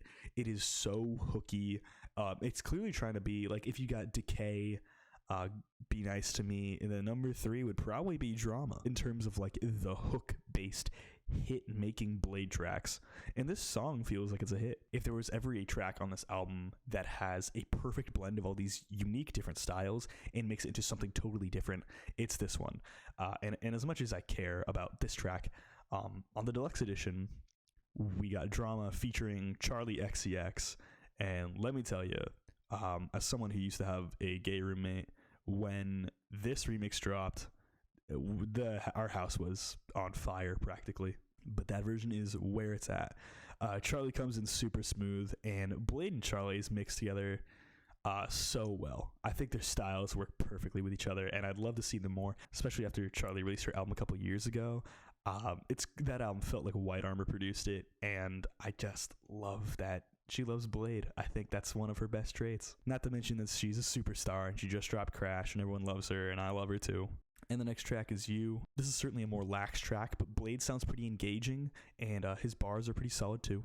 And this track feels a little bit one note for its 2-minute runtime, which it's not that long, so I guess it's not terrible. But what it's got here is relatively fine. There's not a ton of it I could say that gives it that much outside of this album in terms of uniqueness, but I mean, it's likable. And next is the track Into One. And it's super dynamic on the beat with various Blade vocal patterns, all sorts of different dynamics on this track. When the beat switch up happens, it has all these sort of bass growls and all these different synthesizers that really give it a whole lot of body and a totally different identity in this album. And in a way, it feels really retro and almost like dated, like it was from a totally different time, but it's still got a lot of charm to it, and it's still an enjoyable track to listen to. Next is the track Grace, and this track is super spacey and atmospheric, and this sort of strays from the core ideas of the album so far. I know I've mentioned a lot of EDM themes have been going on here, but it actually has a lot more of like a sort of like a plunderphonics approach here. The way it feels so just stitched together and so unique with all these various textures that really aren't common for Blade's production. And it's a really simple track here, but it's honestly one of the best tracks on the album, and it's one of those that keep it from a lower score. And the remix of this track is really hyped too. It's a lot bassier, and it's something definitely worth checking out. Now, this is certainly not an album I would want long-term as a stylistic change for Blade, but I'm glad he did it. Even if it's just for 20 minutes plus a deluxe edition, I think both are totally worth a listen. Unfortunately, this is probably Blade's most forgettable album, as people seem to not vibe with it as much, even though people are distinctly having all these memes about Blade taking this total hyperpop direction. But for this one, I'm feeling an iFunny. I think it's a solid album here. It's one of the better Blade releases. It certainly has a little bit of a lack of identity, but it doesn't really have even enough time where I'm not engaged. And there's also a bonus track that is not on the original version, and it doesn't have a remix, called Gate. Gate is like a 6-minute long ambient style piece with Blade showing up sporadically, and it is phenomenal. It's one of Blade's better tracks, and it's really nice to hear. It's one of the most abstract things that Bladee has ever gone with.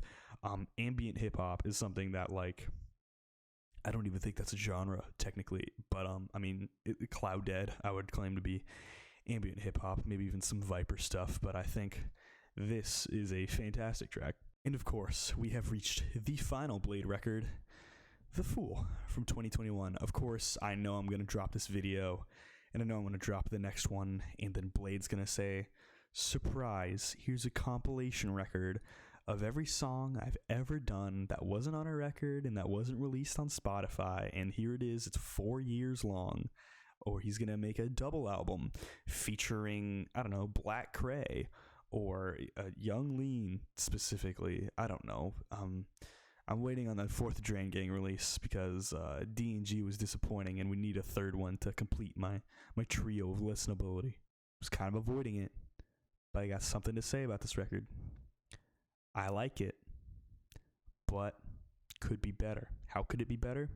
It's meme territory. In one track in particular makes this thing a huge meme, a massive meme, too much of a meme even. It's the song Hotel Breakfast, and you're probably thinking, who's encouraging Bladee for this terrible behavior? It's Rip Squad. Rip Squad's back. I think one of them is, I don't remember, but one of them was producing this album, and lo and behold, he did a good job. He actually went and he made a decent album. A lot of blissful moments on this record. Not 333 level, hold your horses, but there's a lot of quality moments here. A lot of good sounding stuff. And a lot of listenability. Re-listenability even. Also, on this album cover, kind of found out I was a little more colorblind than I thought. Because if you can't see it on the edges, it says The Fool over and over again. Took me a bit to notice that. I'm kind of colorblind, kind of green-red, which from a design standpoint, I don't know if Bladee should be having it like that, but I could explain my colorblindness in like another video, probably like a gaming video, but let's talk about The Fool. It actually starts off with The Fool intro. This track, Bladee has brought out live for not the intro of his show, but for actually to end it a few times, which is rather interesting. But it's the intro to this album, and it's just a straight-up song. It's a whole song. It's pretty decent in length. And in terms of his discography, this is one of his most dense and high-energy tracks he's ever brought to the table. And this kind of lets me know how Fantano gave this album a 7, because, you know, Fantano needs his little attention-grabbing little bits. He needs his little quirked-up 5-second songs. I bet he likes Sugar Crash. That song is awful. Anyways, this track has a lot of upcoming themes introduced here, a whole lot of religious themes, stuff that he's covered in 333, but he's going to do it in a more zany context. He's going to be fun here, and he succeeds. I know I sound like a total a-hole right now, but it's genuinely enjoyable stuff. And next is the track Let's Ride. On one hand, it feels more like pretty archetypal, average old Bladee, but on the other hand, it feels shockingly consistent, which sometimes Bladee has had too much consistency, but for here, it's actually more of a benefit. And there are switches between a cleaner sound and a more heavily auto-tuned sound, but it's still got a nice spacey feel behind it. And there's a lot of momentum on this track because Blade's rapping style is actually showing a lot of chops here because he's got a more tighter flow and he's got a more spacey flow. He's seriously learned from 333 on how to add some more interesting bars here without the abstract qualities of Exeter. Of course, he has done this before, so it's not as shocking to me or not as interesting, but it's still very effective. I'm not going to act like it's something that I don't love to hear. And up next, we got Hotel Breakfast. First of all, this beat goes hard. It's so hype. Now, this is clearly an album I can understand why people were like, oh, it's leaning more towards hyperpop, because it's so memeable, just like most of hyperpop. Like, Charlie's got a lot of meme material. 100 Gex's album, 1000 Gex, is like half memes. It's not entirely memes, so like TikTok people could stop talking about it. It's my album. I get to talk about it. And of course, Dorian Electra's got some meme stuff too with the village people and all that. Bladee brings a lot of confidence to this track, and I know Bladee and confidence are not two words you'd hear in a sentence together, but he's got a lot of these short little hooks that are really effective, kind of Playboy Cardi feeling, and yet these bars are shockingly introspective. I don't know where he brought these from. It's because of the ridiculous word choices and the various flow switch-ups. It is nearly whiplash-inducing here. It's a little jarring, kind of pulls me into the immersion, but I'm not gonna lie, it's certainly entertaining stuff. This might be Blade's most fun track that he's ever made. Not that it doesn't keep up the quality 100%, but it's something I enjoy. And next is the track I Think. And I think that the flow of the chorus is very memorable, and it's done very well. It's something that really ties down the rest of the track. And sort of constructing the beat, you got a bunch of these Y2K style samples thrown at the wall, hopefully to stick, to add this sort of weird like collage type feeling to it. Works totally well with the aesthetic of Bladee. Even if the beat is a bit archetypal for the album, I think it's great. But yeah, it's super fun. Anyways, the next track is The Nine Is Up. And you got these very energetic synth arpeggios to kick it off. It's interesting how much energy is in this record when Ice Dancer had none behind it. Don't know how Rip Squad is doing that, but I mean, good for you guys. This is probably one of Blade's most tense tracks. It feels insanely tense, and I really respect it. It's a style that Bladee doesn't cover that much. And next is the track Desire.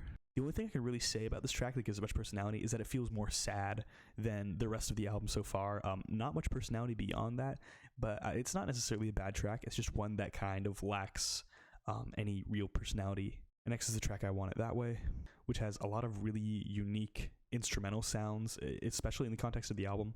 And this track shows a shift to a truly happy nature, as opposed to every other Bladee release.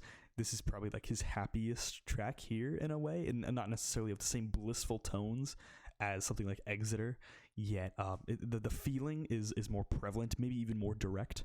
And next is the track BBY. The vocal switch-ups on this track are insane, and they're very well placed. Bladee is portrayed as really sweet here, and the chorus just sounds wonderful. But this track is lightning fast. If you blink, you're probably going to miss the whole thing. And next we get Inspiration Comes, featuring Tyboy Digital. It's been a while since Bladee had any feature, which is rather interesting that he suddenly has it now. This is one of the instances where Tyboy's feature isn't as needed as it could be, because Tyboy and Bladee are both rapping on this album, and Bladee has been rapping pretty much this whole album. He doesn't really have as much variety in his vocal approach as he does for, say, 333. Not a huge complaint, though, because I think it's still something that it works pretty well. And it's nice to throw Tyboy a bone, because Tyboy's probably got one of the most rock-solid outputs of any member of Drain Gang, with 2 great albums in an EP that's decent. But this beat is gorgeous. It just sounds incredible. Tyboy sounds pretty similar to Bladee, but again, it's fine. But this track is very fast-paced, very engaging, not much to complain about. Next is the track Ego Baby. It's got a really cool off-kilter flow, which a lot of the album has kind of introduced at different points, but this is probably the most identifiable time that it's used. In the bridge, it kind of sounds like when Echo 2K would have his voice distorted a bit more to sound more like female vocals, which I think is an interesting stylistic choice. It's something that Bladee doesn't do that much. I mean, he does more on Crest, if you listen to Crest. And up next is the track Trendy. I like the verse here a lot, but the hook for me just doesn't really work. It's something that's not nearly as engaging. I just don't think the flow works perfectly, and it's kind of similar to the verse. I think a more intentional dichotomy would strengthen this track, certainly. It's still an enjoyable song, but it kind of falls into some pitfalls that Bladee has been known to have throughout his career. The next track is Search True, featuring one of Blade's most prettiest beats, and the lyrics are super fun here too, and also the chorus, it fits super well, and this has probably got one of Blade's best vocal performances to date. It's one without a lot of flaw, which some people want Bladee to have more flaws in his vocals because that's his style. That's up to the listener, but me, I just want to hear a good song. And next we get Wet, Water 2. This is Wet with 2 T's. Comment down below if you think water is wet, but you gotta say it in a language that you don't normally speak. Now this track actually sounds like it's ripped straight from 333, but it sounds like a more bizarre version of those. It sounds like a track that was maybe like a B-side or something that just never came to fruition, and it maybe was set up for here instead. And this is one of the spaciest tracks on the album, and it's got a nice conclusion as well. And it's nice because it's, one, very pretty, and it's even a bit emotional, which Bladee doesn't get as emotional on this record as he does his other ones. So how do I feel about this record? So Rip Squad production has never been my favorite. It probably never will be my favorite, but it has matured a serious degree, as well as Blade's flow has matured just as much, and it is a time that he needed to do that. We don't have the singular nature in the cold, icy atmosphere of Ever Since, where basically you can keep the same flow because you want the audience to feel super depressed. But here we got something different entirely. I think it's a solid record. I'm feeling a Holy Roman Empire on this one.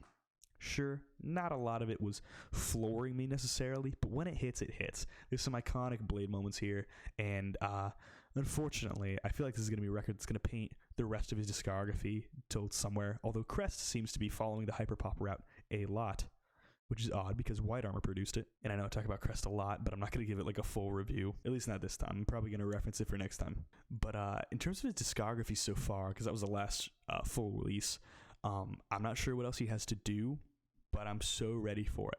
He's kind of done some EDM stuff. He's done some ambient stuff. He's done some more straightforward hip-hop stuff. He's done some fun stuff. He's done some blissful, introspective stuff. He did some more club-based, dark stuff, and the stuff that was based off of... He's done a lot of stuff, basically. And I think all of it is, at least to a small degree, successful. I think every album he has at least a good song. Not to mention, if there's a style Blade hasn't explored entirely on a record, he probably did on one of his singles that I'm about to talk about. Up first, you get the track Dragonfly. This cut is very underrated. It sounds awesome. It's sort of the Glue era haze, yet with a much more solid execution. It's one with a lot less flaws behind it. I think it's really like... It's like the opposite of a B-side. It's like if there was a guaranteed song for Glue, it would be Dragonfly, except it wasn't there. So that one I give a highly recommended. And then you get the track Into Dust. Into Dust is a track he broke out a lot live back then. This is one of the tracks that sounds awesome. It's got a lot of like huge synthesizer sounds, clearly Young Lean influence from the time, but also feels a bit like R.I.P. Blade. And the version he did live on the Sirius XM sort of one he did live with Young Lean, while that performance overall was not very strong because they both have weak moments for their vocals, particularly Young Lean on his unreleased material on that. I think Young Lean when he does his song Monster, and especially Blade when he does Into Dust, is fantastic. The song Plastic Surgery featuring Echo 2K is another song. It's very pretty, crystalline sounding, emotional track. I think it's a very great one that I can totally recommend. Then there's the track It Sucks. It Sucks is a track that he breaks out live. Unfortunately, it's not one of his best tracks. I would kind of recommend it if you want to be a completionist for Blade's discography, or want to understand what he's doing live, but it's not one I would go out of my way to listen to again. And I would say the same thing about the track Doorman. But Destroy Me and Gotham City featuring Young Lean are both tracks that I would skip. Honestly, not great ones. The track Sesame Street, I also am kind of ambivalent on. The synths on that track do sound kind of like organs, and organ is like one of my favorite instruments, so I might be a little biased, but that's what I like about the track. The Sunset and Silver City single is interesting because the first track, IEE, I don't like very much. And yet the track Smile has a really interesting use of its slow pacing, and it's got a very interesting beat to boot, and I would actually very much recommend that track. The track Trial, I believe is sort of like a proto Good Luck song, and I think it's an excellent one. It could have been on the album. And yet the other track on that single, Sentence, I find to be just okay, just because the hook is a little more rough. I think the song Red Velvet featuring Young Lean is not a great one. Don't really recommend it. But the song Trash Star, that one's a banger. If you like Ice Dancer and you like Red Light, but you want something that's tighter and a better performance overall, listen to Trash Star, because that thing's a banger. Then there's All I Want featuring Mechatalk. It's sort of a proof of concept for Mechatalk. It's sort of an interesting track, but I wouldn't necessarily recommend it. It's a fine track, but I'd understand if you don't want to listen to it. Then there's a track Apple, which has a super interesting beat, and it's probably one of his most essential singles, so I could highly recommend that one. Then there's a single with Vanilla Sky featuring Echo 2K and Birdbath. Both of these tracks I would highly recommend. They're both incredible with a high amount of dynamism between the two of them, good variety. I think it's just probably Blade's best release overall because of the tightness of these two tracks together, and I don't really like categorizing these two track singles necessarily with as much credence as, say, like an EP of like 10 to like 20 minutes, but this is a good little release here. Then there's Girls Just Want to Have Fun featuring Echo 2K. This is on Crest. It's more of a Blade track technically, but I mean, it's not my favorite, but that album I think has some strong tracks to it, so if you want a good proof of concept, this is a good one. It's not my favorite style, basically. If you want something that's hyper pop, definitely try this track. And then listen to Crest, because it's all like that. There's Undergone featuring S. Saliva, or Saliva, I don't know how you pronounce his name. With the spacey bars and medieval textures, this thing sounds straight up avant-garde, and I love it. There's Shiny featuring Varg 2. I don't know who Varg2 is. Apparently he's like an electronic producer, but if it's any relation to Vikernes, interesting.